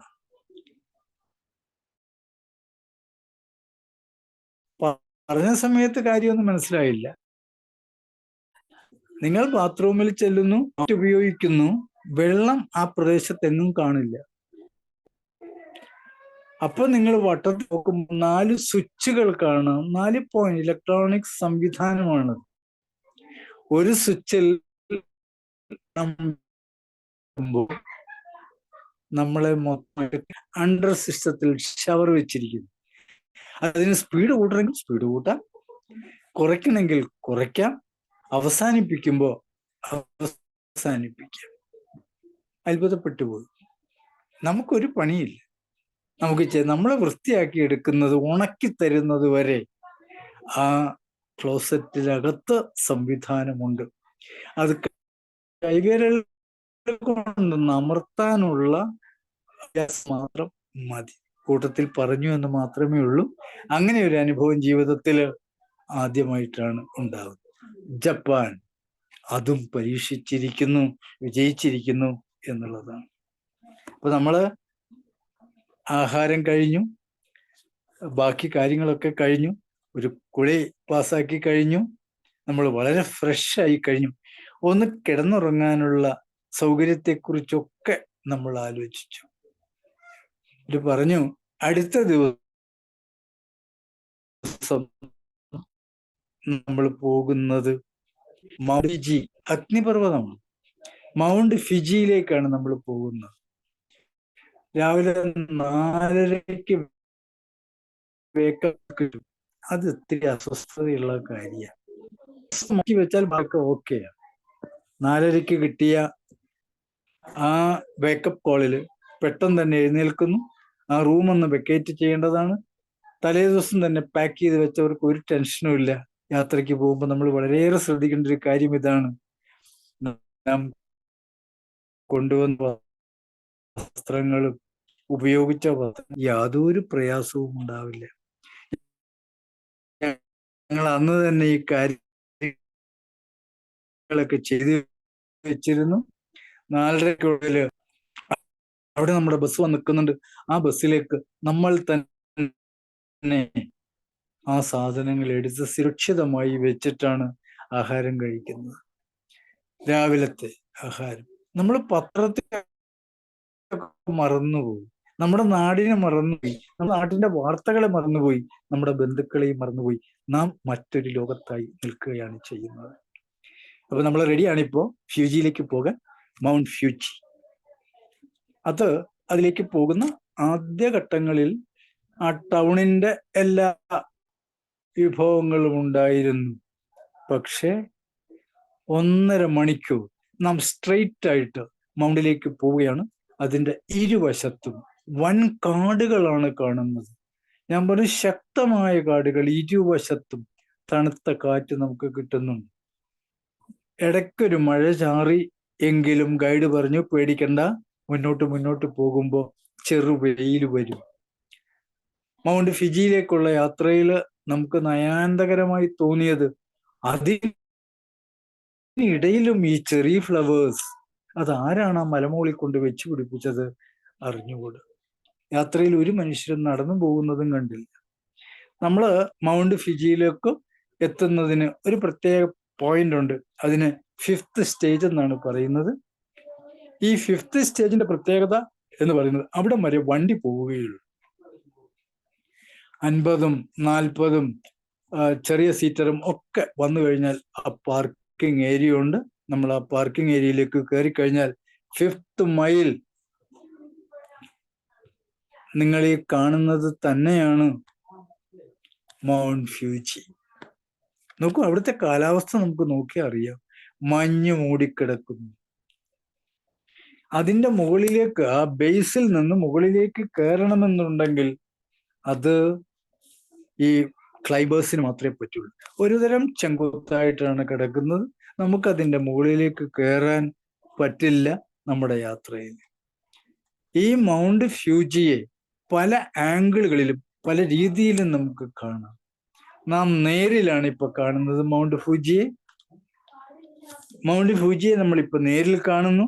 5th സ്റ്റേജിൽ നിന്ന് കാണുന്നു, മുന്നോട്ട് പോകുന്നില്ല നമ്മൾ. ആദ്യം അത് കണ്ടപ്പോ എനിക്ക് തോന്നിയത്, ഈ മൗണ്ട് ഫുജിക്ക് ചുറ്റും പ്രകൃതി രമണീയമാണ്, പൂക്കളും. അവിടെ ഒരു ആംഗിളിൽ നോക്കിയപ്പോ ഒരു മുത്തശ്ശി, നരബാധിച്ച് പൂർണ്ണമായി നല്ല മുടിയുള്ള മുത്തശ്ശി, നരച്ച മുത്തശ്ശി സ്വസ്ഥമായി ഉറങ്ങുന്നു. നാം മുത്തശ്ശിയുടെ പുറകുഭാഗവും നരച്ച ഭാഗവും കാണുന്നു. ആ നരച്ച ഭാഗം മൂടിക്കിടക്കുന്ന മഞ്ഞാണ് എന്ന് നമുക്കറിയാൻ കഴിയും. മൂടിക്കിടക്കുന്ന മഞ്ഞാണ്. ഒരല്പനേരത്തിന് ശേഷം ആ മഞ്ഞ് മാറി മൗണ്ട് ഫുജിയുടെ പൂർണ്ണമായ രൂപം നമുക്ക് കാണാൻ കഴിഞ്ഞു. ഒരു 10 മിനിറ്റ് അഭിപ്രായ പ്രകടനമൊക്കെ കഴിയുമ്പോഴേക്കും ഒരു വെളുത്ത കർട്ടൻ ഇട്ട് ഫ്യൂജിയെ മൂടിക്കളഞ്ഞു. ഭാഗ്യവാന്മാരാണ് നമ്മൾ, അല്ലെങ്കിൽ ഫ്യൂജിയെ കാണാൻ കഴിയില്ല. നമ്മൾ ചെല്ലുമ്പോൾ ആ കർട്ടൻ ഇട്ടിരുന്നെങ്കിൽ ഇല്ല, ഫ്യൂജിയെ കാണാൻ കഴിയില്ല. നമ്മുടെ ഒയാമ പറഞ്ഞു, യു ആർ ലക്കി പീപ്പിൾ. അയാൾ എത്ര ആളുകളെ കൊണ്ടുവന്നിരിക്കുന്നു, എത്ര ആളുകളെ കൊണ്ടുവന്നിരിക്കുന്നു. പക്ഷേ കാഴ്ച പലപ്പോഴും അസാധ്യമായിരുന്നു. You are lucky people. അപ്പൊ അവിടെ നമുക്കൊരു ചെറിയ സങ്കടമുള്ളത്, ഇത് ഒരു അഗ്നിപർവ്വതമല്ലേ? ഇതും ഒരു അഗ്നിപർവ്വതമാണ്. അത് നമ്മുടെ മുന്നിൽ ഒരു ചെറിയ പേടി സ്വപ്നം. പക്ഷെ മഞ്ഞ് മൂടിക്കിടക്കുന്ന ആ ഏരിയ നമ്മളെ സന്തോഷിപ്പിക്കുന്നു. മൗണ്ട് ഫിജി നമുക്ക് ടാറ്റ പറയുന്നു. നാം അവിടുന്ന് പതുക്കെ പതുക്കെ താഴോട്ട് ഇറങ്ങുകയാണ്. നാം അവിടുന്ന് താഴോട്ട് ഇറങ്ങി നമ്മൾ വന്ന ബസ്സിലേക്ക് തന്നെയാണ് നമ്മൾ കയറുന്നത്. വന്ന ബസ്സിലേക്ക് നമ്മൾ കയറുന്നു, നമ്മൾ മുന്നോട്ട് തന്നെ പോകുന്നു. ഞാൻ പറഞ്ഞു, നമ്മൾ ഇറങ്ങിയ ആ ഒരു നിമിഷം കഴിഞ്ഞ ശേഷം മൗണ്ട് ഫ്യൂജി മഞ്ഞുകൊണ്ട് മൂടിക്കഴിഞ്ഞു. ഒരു വെള്ള കർട്ടൻ ഇട്ട പോലെ തന്നെ മൂടിക്കഴിഞ്ഞു. ഈ സന്തോഷം മനസ്സിൽ പങ്കുവെച്ച് നമ്മൾ പുറത്തേക്ക് ഇറങ്ങുകയാണ്. ഇനിയുള്ള നിമിഷങ്ങൾ നാം മുന്നോട്ട് പോകുന്നത് നമ്മുടെ അഗ്നിപർവ്വതങ്ങളുടെ പ്രദേശങ്ങളിലേക്കാണ്, വൻ മലനിരകളിലേക്കാണ്, അഗ്നിപർവ്വതങ്ങളുടെ ആ ഭാഗങ്ങളിലേക്കാണ് നമ്മൾ പോകുന്നത്. അത് പോകുന്നതിന് മുമ്പ് തന്നെ നമ്മൾ ഹൈക്കോൺ ലേക്ക് ആഷി എന്നൊരു സ്ഥലമുണ്ട്.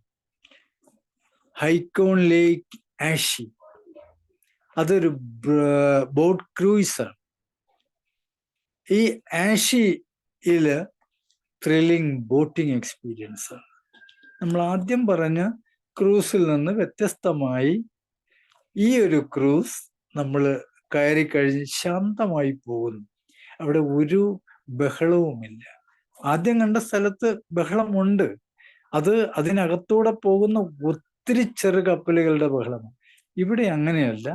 കൊച്ചു കൊച്ചു കപ്പലുകൾ അതിനകത്തേക്ക് കയറി നമ്മളെ വീണ്ടും ഒരു 2 കിലോമീറ്റർ സഞ്ചരിപ്പിച്ച് തിരിച്ചു കൊണ്ടുവരികയാണ്. അവിടെ നമ്മൾ ഒരു വലിയ അനുഭൂതി അനുഭവിച്ചുകൊണ്ടാണ് താഴേക്ക് ഇറങ്ങുന്നത്. ഇനി ഞാൻ ആദ്യം പറഞ്ഞ ഹിക്കോണ റോപ്പ് വേയിലൂടെയുള്ള ഒരു സഞ്ചാരമാണ്. അതൊരു താഴ്വരയിലേക്കാണ് നമ്മൾ പോകുന്നത്. റോപ്പ് വേ ഇവിടെ നമുക്ക് പാലക്കാടും ഒരു മലമ്പുഴയിലും റോപ്പ് വേ ഒക്കെ ഉണ്ട്. ഒന്ന് ചിരിഞ്ഞു മറിഞ്ഞു കഴിഞ്ഞാൽ താഴെ കിടക്കും. പക്ഷെ അവിടെ അങ്ങനെ അല്ല. അത് ക്ലോസ്ഡ് ആണ്, മൊത്തമായി ക്ലോസ് ചെയ്തുകൊണ്ട് പോകുന്നു. നമ്മൾ ആ ചിത്രത്തിൽ നോക്കിയാൽ കാണാം ഫിജിയുടെ ബാക്ക്ഗ്രൗണ്ട്. അതാ പോവുകയാണ്. ആ റോപ്പ് വേയിലൂടെ നമ്മൾ പോവുകയാണ്, മുന്നോട്ട് പോകുന്നു. ചില ഇടങ്ങളിലെത്തുമ്പോൾ നമ്മളൊന്ന് ശ്വാസം അടക്കി പിടിച്ചു പോകും. ചില ഇടങ്ങളിലെത്തുമ്പോൾ നമ്മുടെ ശ്വാസം നിലച്ചു. അത്രയും ഹൈറ്റിലേക്കാണ് നമ്മൾ കയറിപ്പോകുന്നത്. വീണ്ടും വീണ്ടും കയറി കയറി പോവുകയാണ് ശാന്തമായി. അവിടെ ഒരു ബഹളവുമില്ല. ആ റോപ്പ് വേ നീങ്ങുന്നത് പോലും നമ്മൾ കണ്ണടച്ചിരുന്നാൽ ചലനമില്ലാതെ നമ്മളെ കൊണ്ടുപോവുകയാണ്. അത് സഞ്ചാരികളുടെ പ്രതീക്ഷ തന്നെയാണ്. ആ സ്ഥലം സഞ്ചാരികളുടെ പ്രതീക്ഷയാണ്. മുൻകാലത്ത് പൊട്ടിത്തെറിച്ച അഗ്നിപർവ്വതത്തിന്റെ ഭാഗങ്ങൾ, ലാവ ഒഴുകിയ ഭാഗങ്ങൾ അവിടെ ഉണ്ട്. അവിടെ മുഴുവൻ പുകമയമാണ്. ഈ ഭൂമിക്കടിയിൽ നിന്ന് മർദ്ദമുള്ള വാതകം പുറത്തേക്ക് വരികയാണ്.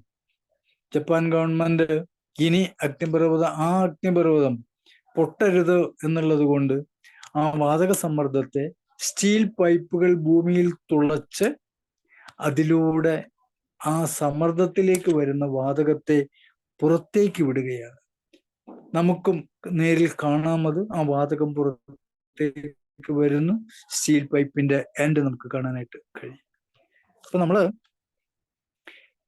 ഈ അവിടെ മഞ്ഞ നിറത്തിലുള്ള കട്ടിപിടിച്ച വസ്തു കിടക്കുന്നുണ്ട്.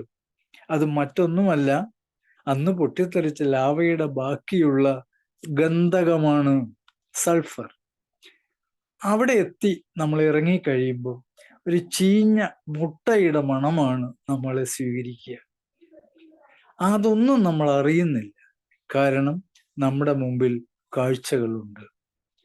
ആ പുക ഉയരുന്നതും അവിടെ ചാഞ്ഞു ഒഴുകിക്കിടക്കുന്ന ഈ മഞ്ഞ നിറമുള്ള കാര്യങ്ങളും എല്ലാം നമ്മൾ ആസ്വദിച്ചുകൊണ്ടാണ് മൗണ്ട് ഫ്യൂജിയെ അവിടെ നിന്നും കാണാം. വ്യത്യസ്തമായ ഒരു രൂപത്തിൽ നമുക്ക് കാണാൻ കഴിയും. അപ്പോ നിങ്ങൾക്കും ആ ഗന്ധം അനുഭവപ്പെടുന്നുണ്ടാവും. ഇപ്പോ ചീഞ്ഞ മുട്ടയുടെ ഗന്ധകത്തിന്റെ ഗന്ധം നിങ്ങൾക്കിപ്പോ അനുഭവപ്പെടുന്നുണ്ടാവും. ഇന്നും it is N active volcanic zone. പൊട്ടിത്തെറി എപ്പോൾ വേണമെങ്കിലും പ്രകൃതി വിചാരിച്ചാൽ സംഭവിക്കും. അത് മനുഷ്യബുദ്ധിയിലെ ആ സമ്മർദ്ദത്തെ, ഭൂമിക്കുള്ളിലുള്ള സമ്മർദ്ദത്തെ പുറത്തേക്ക് വിടുന്ന ഒരവസ്ഥ അവിടെയുണ്ട്. ഫ്യൂജിയെ നമുക്ക് കാണാനായിട്ട് കഴിയും. അവിടെ നമുക്ക് മറ്റൊരു അത്ഭുതം കാണാൻ പറ്റും. ഹോട്ട് സ്പ്രിങ്സ്, ചൂടുള്ള വെള്ളം പുറത്തേക്ക് പോരുന്നു. നമ്മുടെ പുക പുറത്തേക്ക് വരുന്നുണ്ട്. പുകയെ പുറത്തേക്ക് പുക വാതകമാണ് അവിടെ. വെള്ളം, അതിനെ നമ്മൾ ഹോട്ട് സ്പ്രിങ്സ് എന്ന് പറയാൻ പറ്റും. ഈ ഹോട്ട് സ്പ്രിങ്ങിൽ മുട്ട, നമ്മുടെ സാധാരണ മുട്ട ഒരു ഗ്ലാസ്സിലെടുത്ത് അതിൻ്റെ മുകളിൽ പിടിക്കാമെങ്കിൽ 3 മിനിറ്റ് കൊണ്ട് അത് വെന്ത് കിട്ടും. പക്ഷെ വെന്ത് കിട്ടുന്ന മുട്ട അതിൻ്റെ പുറം കംപ്ലീറ്റ് കറുപ്പ് നിറമായിരിക്കും. ആ ചിത്രത്തിൽ അതാണ് കാണിച്ചിരിക്കുന്നത്. കറുപ്പ് നിറമാണ് ആ മുട്ടയ്ക്ക്. അത് നമുക്ക് കഴിക്കാം, പ്രശ്നങ്ങളൊന്നുമില്ല. അപ്പൊ ആ ഗന്ധം നമ്മൾ രുചിച്ചു കഴിഞ്ഞു. അവിടുത്തെ മുട്ട ചിലരൊക്കെ വാങ്ങി കഴിച്ചു. താഴേക്ക്, അതിൽ താഴ്വരയുടെ താഴ്വശത്തേക്ക് നമ്മൾ എത്തുമ്പോൾ നമ്മളെ കാത്ത് ബസ് അവിടെയുണ്ട്. അവിടെ നിന്ന് നമ്മളെയൊക്കെ ഞെട്ടിച്ചുകൊണ്ടിരിക്കുന്ന ഹിരോഷിമയിലേക്കാണ് നമ്മുടെ അടുത്ത യാത്ര. ഹിരോഷിമയിലേക്ക് ബുള്ളറ്റ് ട്രെയിനിലാണ് നമ്മുടെ യാത്ര. ബുള്ളറ്റ് ട്രെയിനിലേക്ക് എത്താൻ കുറച്ച് ദൂരം നമ്മൾ മറ്റൊരു ഇതിലേക്കൂടെ പോകണം.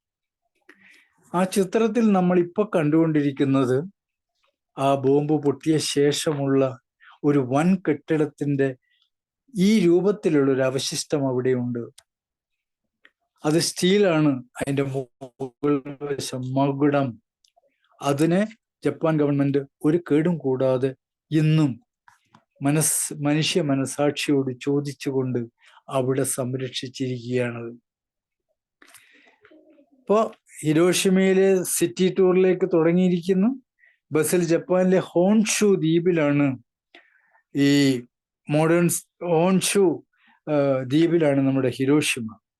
ഇന്ന് ഹിരോഷിമ ഈ പ്രൊട്ടക്റ്റഡ് ഏരിയ കഴിഞ്ഞ ബാക്കി ഭാഗങ്ങളെല്ലാം തന്നെ വൻ നിലയിലേക്ക് വളർന്നു കഴിഞ്ഞിരിക്കുന്നു. ഈ ഒരു ഏരിയ മാത്രമാണ് ഈ രീതിയിൽ തന്നെ സംരക്ഷിച്ചിരിക്കുന്നത്. അവിടെ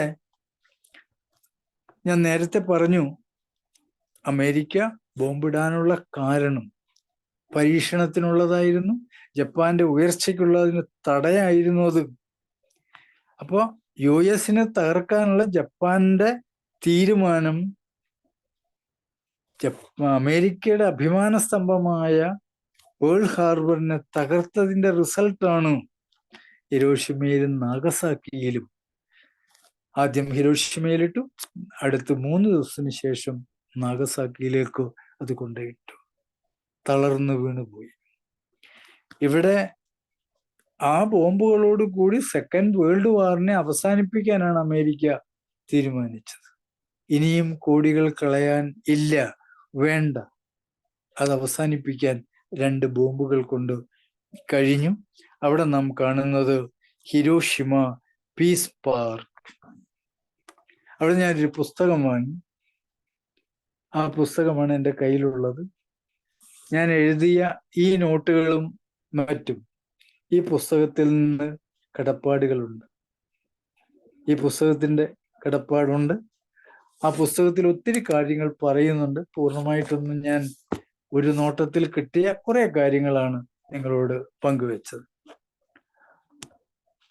അപ്പൊ ഹിരോഷിമയിൽ നാം കാണുന്നത് ഹിരോഷിമ പീസ് പാർക്ക്. അവിടെ ഒരു വലിയ പാർക്കുണ്ട്. ആ പാർക്കില് അറ്റോമിക് ബോംബ് ഡൂം, ഈ ആറ്റം ബോംബ് ഭൂമിയിലേക്ക് എത്താതെ തന്നെ പൊട്ടിത്തെറിപ്പിക്കുകയാണ് ചെയ്തത്. 564 മീറ്റർ മുകളിൽ വെച്ചാണ് ആ ബോംബ് പൊട്ടിയത്. അല്ലെങ്കിൽ അങ്ങനെയാണ് അത് അറേഞ്ച് ചെയ്തിരുന്നത്. 564 മീറ്റർ മുകളിൽ വെച്ച്. അല്ല, നേരിട്ടത് താഴെ പൊട്ടിയിരുന്നെങ്കിൽ ആ ഭൂമി ഒരു വൻ ഗർത്തമായി മാറും എന്നല്ലാതെ നാശനഷ്ടങ്ങൾ കുറയുമായിരുന്നു. പക്ഷെ അമേരിക്കക്ക് ആവശ്യം അതല്ലായിരുന്നു. ഇതിന്റെ വ്യാപ്തി എത്രത്തോളം ഉണ്ടോ എന്ന് അദ്ദേഹം അറിഞ്ഞു. ഈ ബോംബ് ഡൂമില് നമ്മൾ ചെല്ലുമ്പോൾ വല്ലാത്തൊരു ഹൃദയവേദന നമുക്കുണ്ടാവും. വല്ലാത്തൊരു ഹൃദയവേദനയ്ക്ക് കാരണമായ സ്ഥലമാണ് ആ ഡൂം. അവിടെ ഒരു പാർക്കായി തന്നെയാണ് അത് സൂക്ഷിച്ചിരിക്കുന്നത്. ഹിരോഷിമ മെമ്മോറിയൽ പാർക്കില് ഒരു മ്യൂസിയമുണ്ട്. 45-ൽ നടന്ന ആ അണുബോംബ് ബ്ലാസ്റ്റിന്റെ നേർക്കാഴ്ചകളാണ് ആ മ്യൂസിയത്തിലുള്ളത്. ഞാന് നാളെ ഇതിൻ്റെ ഈ മ്യൂസിയത്തിലുള്ള കാര്യങ്ങളും ബോംബിന്റെ നിർമ്മാണ കാര്യങ്ങളും ഈ ബോംബിന്റെ ഉസ്താദാര് അദ്ദേഹത്തെ കുറിച്ചുള്ള കാര്യങ്ങളും നാളെ ഒരു ക്ലാസ് എടുക്കുന്നുണ്ട്. അതുകൊണ്ട് ഞാനിപ്പോ ഈ മ്യൂസിയത്തെ കുറിച്ച് കാര്യമായിട്ട് പറയുന്നില്ല. വലിയൊരു കെട്ടിടം, അതിനകത്ത് അന്ന് എന്ത് സംഭവിച്ചു എന്നുള്ളത് റെസ്റ്റോർ ചെയ്തിരിക്കുന്നു, ചിത്രങ്ങളായിട്ടും വീഡിയോ ആയിട്ടും ഒക്കെ തന്നെ. അവിടെ നമ്മൾ പുറത്തിറങ്ങുമ്പോൾ ഒരു വലിയ എക്സിബിഷൻ ഹാൾ കാണുന്നുണ്ട്. അത് കെട്ടിടമായിരുന്നു. ഇന്ന് എക്സിബിഷൻ ഒന്നും അവിടെ നടക്കുന്നില്ല, അതെല്ലാം റെസ്റ്റോർ ചെയ്തിരിക്കുകയാണ്. അതിൻ്റെ ഒരു കെട്ടിടത്തിന്റെ സ്കെലിട്ടൺ അവിടെ വീണ്ടുമുണ്ട്. ആ സ്കെലിട്ടൺ നമ്മളോട് പറയുന്നത്, yes I am survived for you, yes I am survived for you, അല്ലെങ്കിൽ ഞാനും കരിഞ്ഞു പോയേനെ, പക്ഷേ I am survived for you. ഈ ചിത്രവും ആ ഡൂം ആയി നിർത്തിയിരിക്കുക. I am survived for you. ചരിത്രങ്ങൾ ഉറങ്ങുന്ന നഗരത്തിൽ നമ്മളോട് വിളിച്ചു പറയുന്നു, I am survived for you. അന്ന് ആ കെട്ടിടത്തിന്റെ ബാക്കി പത്രങ്ങൾ വെന്തു വെണ്ണീറായപ്പോ അതിനകത്ത് ഉണ്ടായിരുന്ന, ആ പ്രദേശത്തുണ്ടായിരുന്ന ആളുകൾ ചാരമായി മാറുകയാണ് ചെയ്തത്. വെന്തുരുകി ഉരുകി ചാരമായി മാറുകയായിരുന്നു അന്ന് ചെയ്തിരുന്നത്. ഓഗസ്റ്റ് 6, 1945 ലോകം കണ്ട ഏറ്റവും വലിയ ദുരന്തത്തിന്റെ ഓർമ്മയായി ലോക ജനത ഇന്ന് വിറങ്ങലിച്ചു നിൽക്കുന്നു. ആ ചിത്രങ്ങൾ കാണുമ്പോൾ, ആ പ്രദേശങ്ങൾ കാണുമ്പോൾ ആ ഓർമ്മ നമ്മളെ അവിടെ നിർത്തി വിറങ്ങലിപ്പിക്കുകയാണ് ചെയ്യുന്നത്. മരിച്ചവരുടെ അറിവുള്ള കിട്ടിയ ആളുകളുടെ പേരുകൾ മുഴുവൻ ആ ശവകുടീരത്തിൽ കുത്തിവെച്ചിട്ടുണ്ട്. അവിടെ കൃത്യമായിട്ടുണ്ട്. നമുക്ക് കുറെ പേര് വായിക്കാമെന്നല്ലാതെ മറ്റൊരു ഫീലിംഗ് ഇല്ല. പക്ഷെ അതിനൊക്കെ ഉടമസ്ഥനുണ്ടായിരുന്നു. വെന്ത് വെണ്ണീറായല്ലോ. അതും കഴിഞ്ഞില്ല. ഡൽഹിയില് നമ്മുടെ രാഷ്ട്രപിതാവിന്റെ ശവകുടീരത്തിൽ ഒരു ലൈറ്റ് അണയാതെ നിർത്തിയിട്ടുണ്ട് ഇന്നും. ആ ലൈറ്റാണ് നമ്മളെ നയിച്ചു കൊണ്ടുപോകുന്നത്, ഭാരതത്തെ നയിച്ചു കൊണ്ടുപോകുന്നത്. ആ പ്രകാശമാണ്. ഇവിടെ അതിനേക്കാൾ ശക്തമായ ഒരു വെളിച്ചം ഇപ്പോൾ അവിടെ കത്തി നിൽക്കുന്നുണ്ട്. 1964 തുടങ്ങി വെച്ച ആ ലൈറ്റ് ഇന്നും കത്തുന്നു.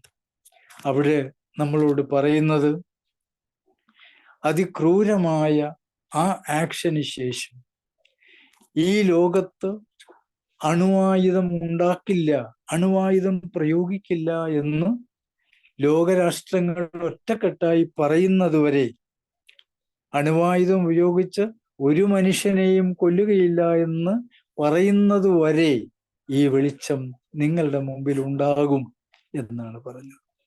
അണുവായുധം കൊണ്ട് നിങ്ങളെ ഒരിക്കലും ഉപദ്രവിക്കില്ല എന്ന് ഉറപ്പു വരുന്നതുവരെ ഈ വെളിച്ചം കെടുകില്ല, കെടുത്തില്ല. അതാണ് അവരുടെ തീരുമാനം. പട്ടാളമില്ലാത്ത രാജ്യമായി ഉയർന്നു. അവിടെ പ്രൊട്ടക്ഷൻ ആളുണ്ട്, യുദ്ധം ചെയ്യാൻ തയ്യാറില്ല, അവരുടെ കയ്യിൽ ആയുധങ്ങളില്ല. അവരാൽ തന്നെ ഉയർത്തിക്കൊണ്ടുവന്ന ഉത്തമ ബോധ്യങ്ങളിലൂടെ അവർ ജീവിക്കുകയാണ്. ഉത്തമ ബോധ്യങ്ങളിലൂടെ അവരിന്ന് ജീവിക്കുകയാണ്. നോക്കൂ, നാം ഇപ്പോൾ അനുഭവിച്ച ഹൃദയവ്യതയൊന്നാലോചിച്ചു നോക്കൂ. 45 നടന്ന ആ സംഭവത്തെ നമ്മുടെ കണ്ണിലേക്ക് കൊണ്ടുവന്നപ്പോൾ നമ്മുടെ ഹൃദയവ്യത എന്തായിരുന്നു? എങ്കിൽ അന്ന് ജീവിച്ചിരുന്ന ബാക്കിയുള്ള മനുഷ്യരുടെ മനസ്സിൽ ഈ ബോംബ് എന്ത് വ്യതയാണ് ഉണ്ടാക്കിയിരുന്നത്? ആലോചിക്കാം. ഒരു ഹൃദയവ്യതയോടുകൂടിയാണ് ഞങ്ങൾ അവിടെ നിന്ന് ഹോട്ടലിലേക്ക് തിരിക്കുകയാണ്. നമുക്കും പോകാം. വളരെ പ്രസിദ്ധമായ ഒരു ഹോട്ടലിലേക്കാണ് നമ്മൾ വന്നത്. ഹോട്ടൽ ഹിൽട്ടൺ, ഹിരോഷിമയിൽ തന്നെയാണ്. ഈ സഞ്ചാരത്തിനിടയിൽ ജപ്പാന്റെ സിറ്റി സംസ്കാരം കാണാൻ കഴിയുന്ന ഒരു വലിയ പ്രദേശമാണ് ഇവിടെ. നമ്മുടെ യാത്രകള് നാടും നഗരവും വ്യവസായശാലകളും കൃഷിയിടങ്ങളും കൂറ്റൻ മണിമന്ദിരങ്ങളും ചെറു വീടുകളും ഒക്കെ നമ്മൾ കണ്ടു കഴിഞ്ഞു. ബസ്സിന്റെ 2 സൈഡിലും നമ്മൾ അത് കണ്ടു കഴിഞ്ഞു. സമതലങ്ങളും കൃഷിയിടങ്ങളും. ഹോട്ടൽ ഹിൽട്ടൺ ഹിരോഷിമ ഏതാണ്ട് 60 നിലകളുള്ള ഒരു കൂറ്റൻ മന്ദിരമാണ്. ഹിൽട്ടന്റെ ചുവട്ടിൽ നിന്ന് മേലോട്ട് നോക്കിയാൽ അറ്റം കാണില്ല. കുറേയേറെ മാറി നോക്കിയാലാണ് അതിന്റെ മുകളിലേക്ക് നമുക്ക് കാണാൻ കഴിയുന്നത്. ഭാഗ്യവശാല് ഞങ്ങൾക്ക് താമസിക്കാൻ കിട്ടിയത് 56ാമത്തെ നിലയിലെ 7ാമത്തെ മുറിയായിരുന്നു. അപ്പൊ അവിടെ അവര് റൂമിന് നമ്പർ ഇടുന്നത് 56,007, 56,007. ഈ താക്കോല് കൈ കിട്ടി. കുറെ നേരം ഞങ്ങൾ വട്ടത്തിരിച്ചത് എന്താ എവിടെയാണ് ഈ മുറി? അപ്പൊ വീട്ടിലോട് ചോദിച്ചപ്പോൾ പറഞ്ഞു, സാർ 56 എന്നുള്ളത് പിന്നെ നിങ്ങളുടെ സ്റ്റെയർ ആണ്, നിലയാണ്. 07 എന്നുള്ളത് 7ാം നമ്പർ മുറിയാണ്. ഓക്കെ. 7 മിനിറ്റ് കൊണ്ട് ലിഫ്റ്റിൽ ഞങ്ങൾ അവിടെ എത്തുകയാണ്. ഞങ്ങളുടെ കൂടെ ബാക്കിയുള്ള ഒരു ഈ 56 നിലകളുടെ ഇടയിൽ ഓരോരോ നിലകളിലാണ് ഞങ്ങൾക്ക് കിട്ടിയിട്ടുള്ളത്. ഞങ്ങളുടെ റൂമിനടുത്ത് ഭാഗ്യത്തിന് ആരെയും കിട്ടിയില്ല, ഞങ്ങൾ മാത്രമേ ഉണ്ടായിരുന്നു. ഒരല്പം ഭയം തോന്നിയില്ലേ? തോന്നിയിരുന്നു. പക്ഷെ അവിടെ ഒന്നും സംഭവിക്കുന്നില്ല. ലിഫ്റ്റിൽ കയറുമ്പോൾ പോലും കയറിയ ആളുകള് അവരുടെ താക്കോൽ അതിൽ പ്രസ് ചെയ്താൽ മാത്രമേ ലിഫ്റ്റ് മുകളിലേക്ക് പോവുള്ളൂ. താഴെ ഇറങ്ങുമ്പോഴും അത് തന്നെയാ സ്ഥിതി. അപ്പോ അങ്ങനെ ഇല്ലാത്ത ഒരാൾക്ക് മുകളിൽ കയറാൻ കഴിയില്ല. എല്ലാം ഓട്ടോമാറ്റിക് സമ്പ്രദായം. ഇപ്പോ അവിടുന്ന് താഴോട്ട് ഭക്ഷണമൊക്കെ കഴിഞ്ഞിട്ടാണ് കയറുന്നത്. അവിടുന്ന് താഴോട്ട് നോക്കുമ്പോൾ ഈ 56ാമത്തെ നിലയിൽ ജീവിതത്തിൽ ആദ്യമായിട്ടാണ് അങ്ങനെ ഒരു നിലയിൽ നിന്ന് ആ റൂമിൽ നിന്ന് താഴോട്ട് നോക്കുന്നത്. അങ്ങനെ ആ റൂമിൽ നിന്ന് രാത്രിയിൽ താഴോട്ട് നോക്കിയപ്പോൾ കണ്ട കാഴ്ചയാണ് നിങ്ങൾ ഇപ്പൊ സ്ക്രീനിൽ കാണുന്നത്. കിലോമീറ്ററുകൾ അകലമുള്ള ആ പ്രദേശത്തെ മുഴുവൻ ആകാശത്ത് നിന്ന് നോക്കി കാണുന്നത് എൻ്റെ കൊച്ചു ക്യാമറയിൽ, എൻ്റെ കൊച്ചു മൊബൈൽ ഫോണിൽ എടുത്ത ചിത്രമാണ് ഇത്. ആ പ്രദേശത്ത് മനുഷ്യരുണ്ടോ എന്ന് ശബ്ദമേ ഇല്ല. പക്ഷെ ആകാശത്ത് വിതറി നിൽക്കുന്ന അത്ഭുതകരമായ വിളക്കുകൾ വൈദ്യുത അലങ്കാരം പോലെ നമുക്ക് തോന്നുകയാണ്. ഭൂമിയിലെ വർണ്ണക്കാഴ്ചയായിരുന്നു അത്. നീണ്ടു പരന്ന് കിടക്കുകയും ഇതുപോലെ ഒത്തിരി കെട്ടിടങ്ങളുടെ മുകളിൽ നിന്നും വശങ്ങളിൽ നിന്നും വരുന്ന ദീപാലങ്കാരമായിരുന്നു ഞാൻ കണ്ട കാഴ്ച, ആ ഭൂമിയിലെ കാഴ്ച. രാത്രി ഉറങ്ങാൻ കിടന്നതിന് ശേഷം ഒരു 3 മണിയായപ്പോൾ ഞാൻ വീണ്ടും എഴുന്നേൽക്കുകയാണ്. ഈശ്വര, നേരം വെളുത്താൽ ആ കാഴ്ച കാണാൻ കഴിയില്ല. വർണ്ണപ്പൂരം, തൃശ്ശൂർ പൂരം, അത് നമ്മുടെ ഓർമ്മയിലുണ്ട്. ആ പൂരത്തെ പോലെ എന്നും കാണുന്ന ഒരു പൂരമാണ് ഈ ഹോട്ടലിൽ നിന്ന് നമുക്ക് കിട്ടിയത്. അതിന്റെ മറ്റൊരു സീനാണ് ഇപ്പോൾ കാണുന്നത്. പ്രഭാതം നമുക്ക് വീണ്ടും ഒരു പ്രഭാതം തന്ന ദൈവത്തെ നമിച്ചു. നമ്മൾ അവിടുന്ന് താഴോട്ട് പോരുകയാണ്. അവിടെ നമ്മൾ മിയാജിമ എന്ന ഐലൻഡിലേക്കാണ് യാത്ര. മിയാജിമ എന്ന ഐലൻഡിലേക്ക് അവിടെ ഒരു ക്ഷേത്രമുണ്ട്. ആ ക്ഷേത്രം ഇറ്റ്സുകുഷിമ. എൻ്റെ ജപ്പാൻ ഭാഷ്യം ഇസു കുഷോമ, അതാണ് അതിൻ്റെ പേര്. ആ ഇസു കുഷോമ നമുക്ക് കാണിച്ചു തരുന്നത് ഒരു വലിയ ഓൾഡ്, വളരെ പഴക്കം ചെന്നൊരു ടെമ്പിളാണ്. അവിടെ ജപ്പാനിലെ പ്രകൃതി രമണീയമായ ഈ ഐലൻഡിൽ കടലിലെ കര എന്നാണ് ഐലൻഡിന് നമ്മൾ പറയുക. കടലിലെ കര. അവിടെ ദൈവങ്ങളാണ് അത്ര പാർക്കുന്നത്. ദൈവങ്ങൾ മുകളിൽ നിന്ന് താഴെ വന്ന് കുടിയേറി പാർക്കുന്ന ഐലൻഡ് ആയിട്ടാണ് ദൈവത്തിന്റെ സ്വന്തം നാട്, സ്വന്തം വീട്. അതാണ് അവിടെ. കേരളം ദൈവത്തിന്റെ നാടാണ്. ഇവര് ദൈവത്തിന്റെ വീടാണ് ആ ഐലൻഡ് എന്നാണ് പറയുന്നത്. അതുകൊണ്ട് തന്നെ spiritual gate way of Japan, ഈ സ്ഥലത്തെ അങ്ങനെയാണ് അറിയപ്പെടുന്നത്, spiritual gate way of Japan. നമ്മള് സമയം ഒരല്പം അതിക്രമിച്ചു. ഒരു 5-6 മിനിറ്റ് നമുക്കിവിടെ നിർത്താവുന്ന സമയമാണ്. ഇപ്പോൾ ഒസാക്ക നഗരത്തിലാണ് നമ്മൾ എത്തി നിൽക്കുന്നത്. ചെറി ബ്ലോസംസിന്റെ വീണ്ടും അവിടെ അടിച്ച് തകർക്കുകയാണ്. അടിപൊളിയായിട്ട് വീണ്ടും നമ്മളെ മാടി മാടി വിളിക്കുകയാണ്.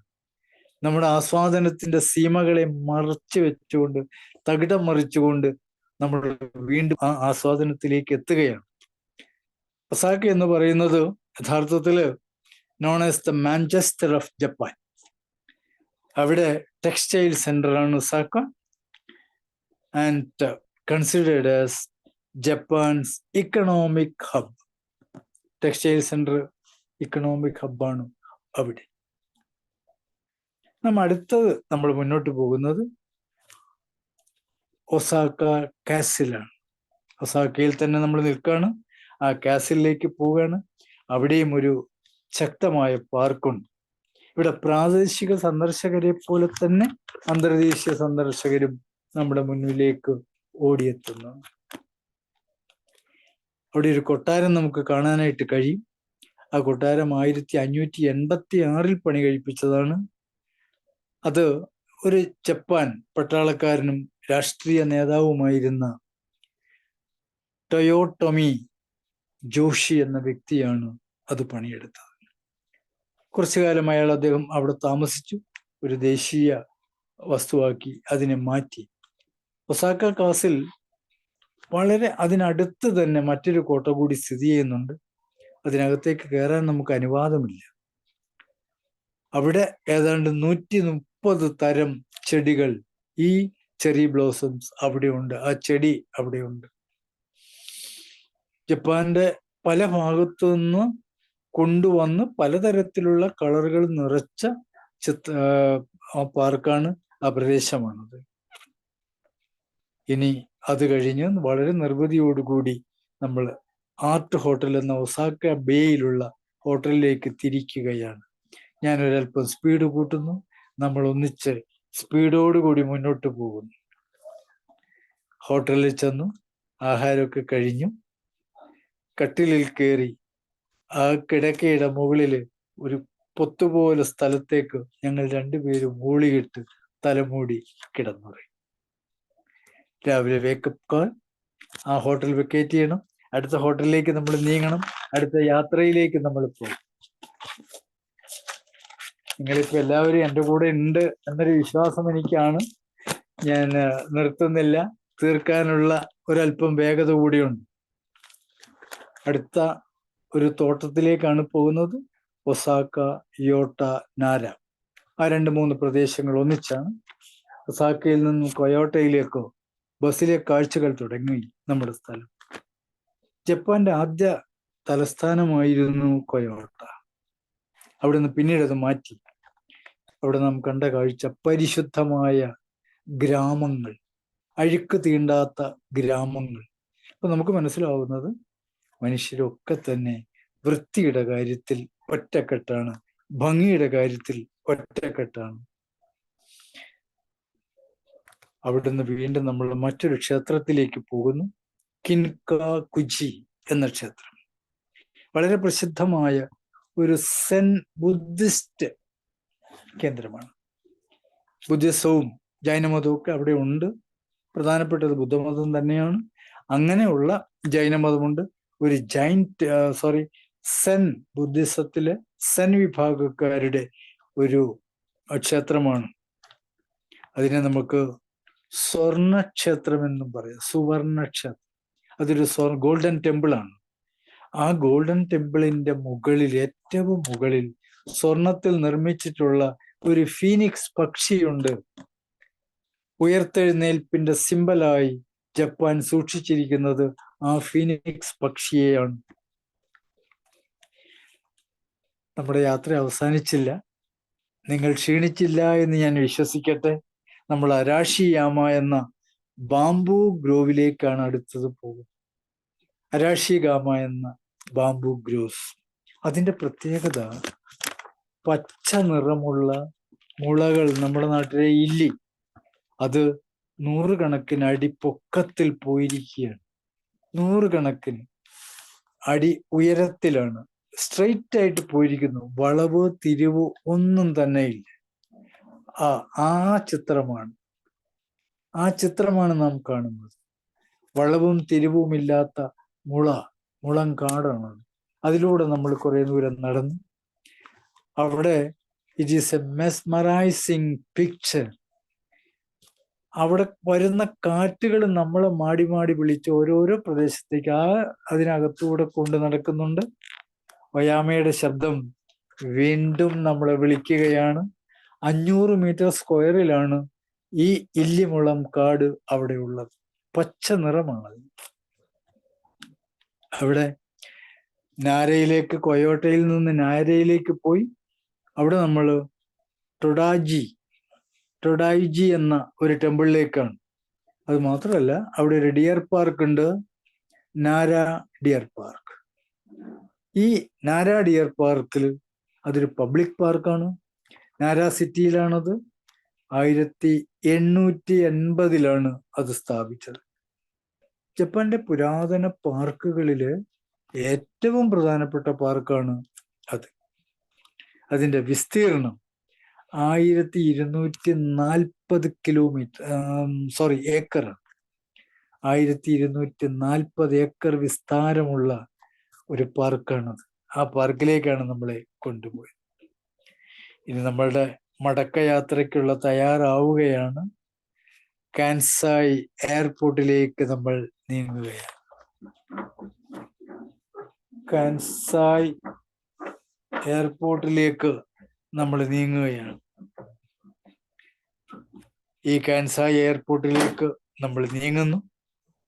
അവിടെ നിന്ന് നാം സിംഗപ്പൂർ എയർപോർട്ടിലേക്ക് മടങ്ങുകയാണ്. സിംഗപ്പൂർ ഇറങ്ങിക്കഴിഞ്ഞാൽ സ്വന്തം നാട്ടിലേക്കുള്ള യാത്രയാണ് മടക്കയാത്ര. വളരെ സന്തോഷത്തോടുകൂടി നാം കണ്ട ആ കാഴ്ച നിങ്ങളുടെ മുമ്പിൽ ഞാൻ അവതരിപ്പിച്ചു കഴിഞ്ഞു.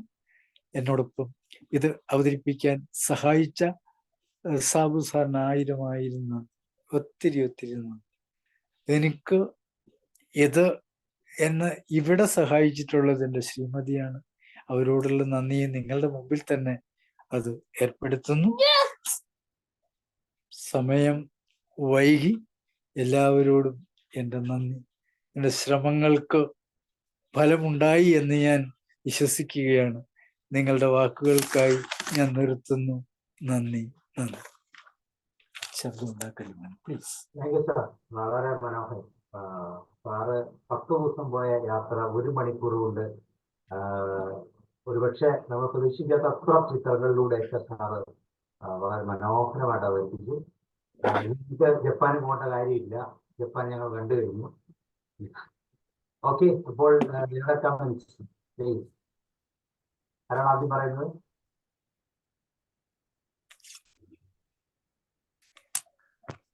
എല്ലാവരും ജപ്പാൻ കണ്ട് ഒന്ന് മറന്നുപോയോ?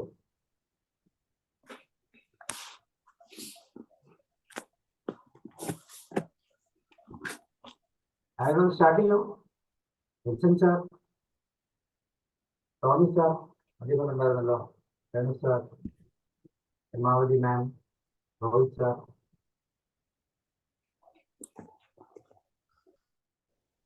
ഇരിക്കുന്ന എല്ലാവർക്കും സാറിനോട് പരിഭവമാണെന്ന് തോന്നുന്നു കേട്ടോ.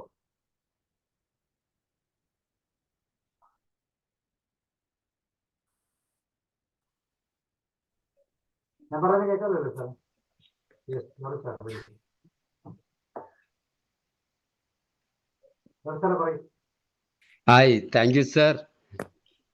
വിലയനൻ സാർ, എന്താ ലാഭം, എന്താ കോള്! ഒരു പൈസ ചെലവില്ലാതെ ജപ്പാൻ ഒന്ന് കറങ്ങി. വലിയൊരു അനുഭവം.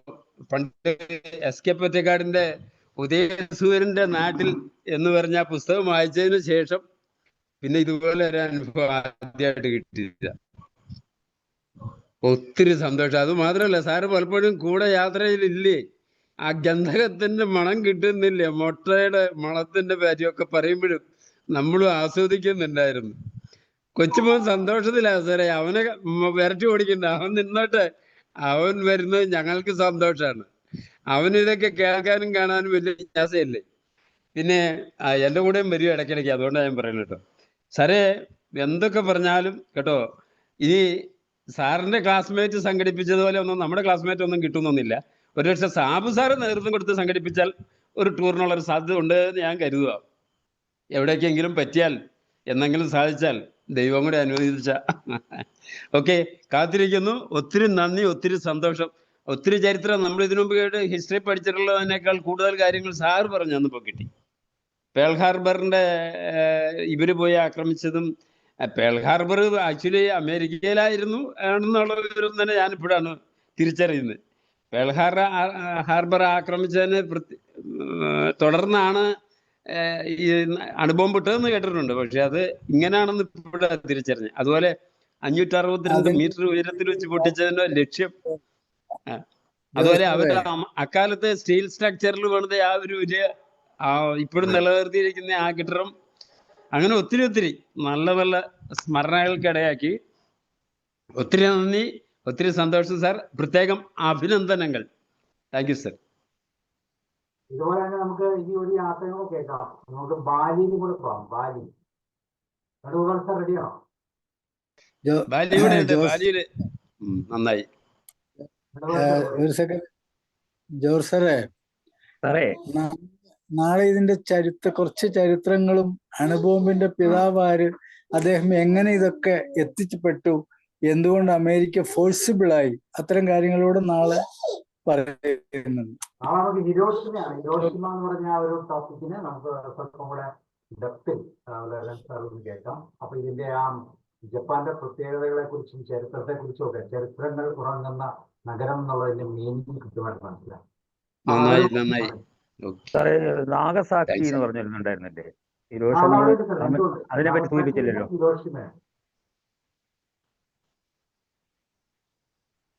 അത് വേറെ ദ്വീപാണ് അല്ലേ? അവിടെയും കൂടി ബോംബിട്ടുണ്ടല്ലോ. ഞാനൊന്ന് പറയട്ടെ.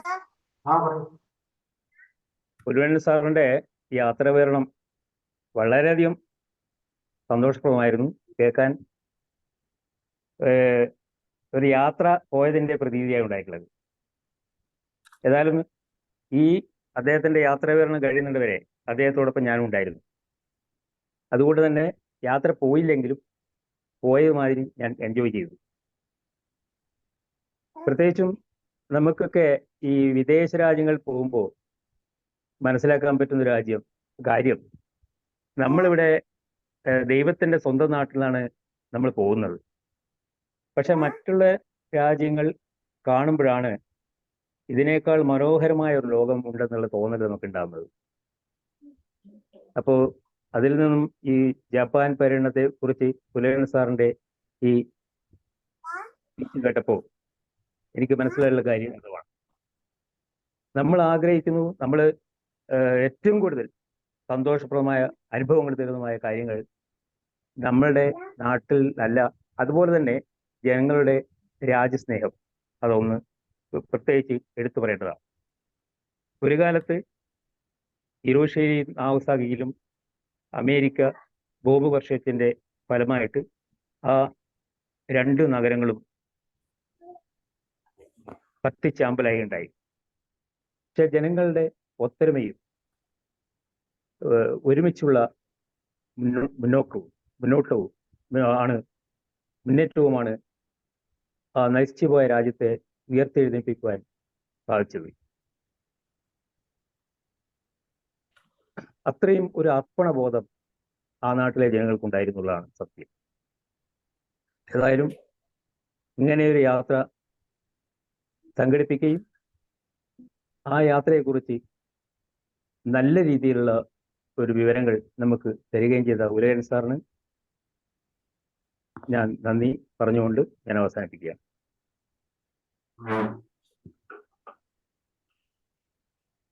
സാറേ നമസ്കാരം.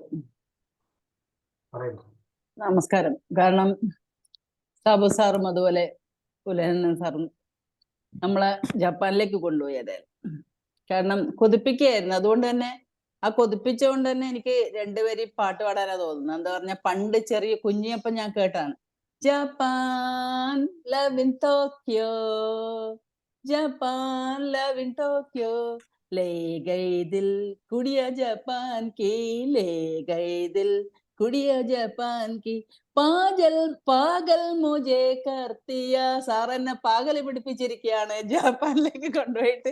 ആ വിവരണം ഉണ്ടല്ലോ സാറേ, വിവരണം വളരെ നന്നായിട്ടുണ്ട്. കാരണം നമ്മളൊരു ടീച്ചർ ഒരു ട്രിപ്പിന് എവിടെയാ കൊണ്ടുപോകുന്നുള്ള രീതിയിൽ, അതുപോലെ ഒരു ഗൈഡ് നമുക്ക് വിട്ടു തന്നിട്ട് നമ്മളിങ്ങനെ കൂട്ടിക്കൊണ്ടുവന്ന പോലെ നമ്മളിങ്ങനെ അതിലിങ്ങനെ മുഴുകിയിട്ട് ഇങ്ങനെ പൊയ്ക്കൊണ്ടേയിരിക്കാണ്.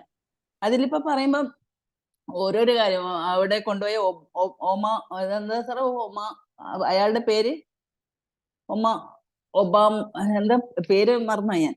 ആ കൂട്ടിക്കൊണ്ടയാളുടെ പേര് ഒയാമ. അയാള് വളരെ എന്താ പറയണ്ട, ആ വെനീസിന്റെ ഫ്ലാഗ് പിടിച്ചോണ്ട് ഇങ്ങനെ നടന്നിട്ട് നിങ്ങൾ ഇങ്ങനെ കൂട്ടിക്കൊണ്ടുവന്നു. അതുപോലെ ആ വനം, പൂക്കളുടെ പറദീസ് എല്ലാം നല്ല, ആ റിവറും, സുനിത അല്ലെ, സുനിത അത് സോറി സാറേ.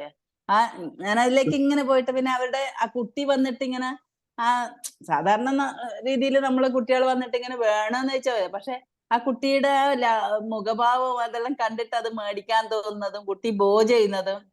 അപ്പൊ സാറ് പറയാണ് ഇവിടത്തെ പോലെയല്ല, നമ്മളിപ്പോ ഇവിടെ എന്തെങ്കിലും സാധനം മേടിച്ചാൽ പൈസ കൊടുത്തിട്ടാ ബാക്കി തന്ന ദേഷ്യത്തിലാ പറയാ.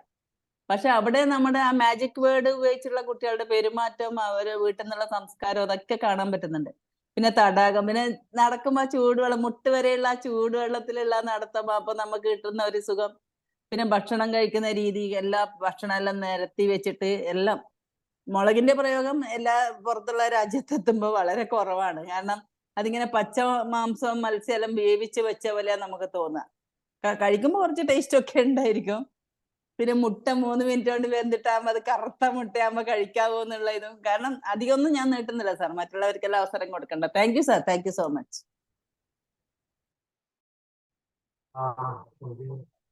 വേറെ ആരെങ്കിലും ചോദിച്ചാറുണ്ടോ?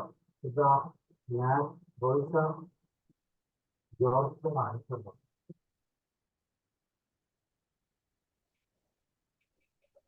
ഓക്കെ, ഇല്ലെങ്കിൽ നമുക്ക് നാളെ കണ്ടിന്യൂ ചെയ്യാം. ഉടനെ സാർ നാളത്തെ ഹിരോഷിമയെ കുറിച്ചുള്ള കുറച്ച് കണ്ടന്റുകളും കൂടെ കൂട്ടി അതിന്റെ ചരിത്രത്തെ കുറിച്ചും കൂടെ നാളെ കണ്ടിന്യൂ ചെയ്യും. സോ നമുക്ക് നാളെ ബാക്കി ഡിസ്കഷനിലേക്ക് പോകാം.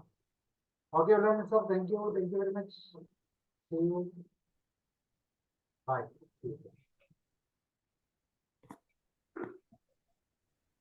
Bye sir, thank you. Good night.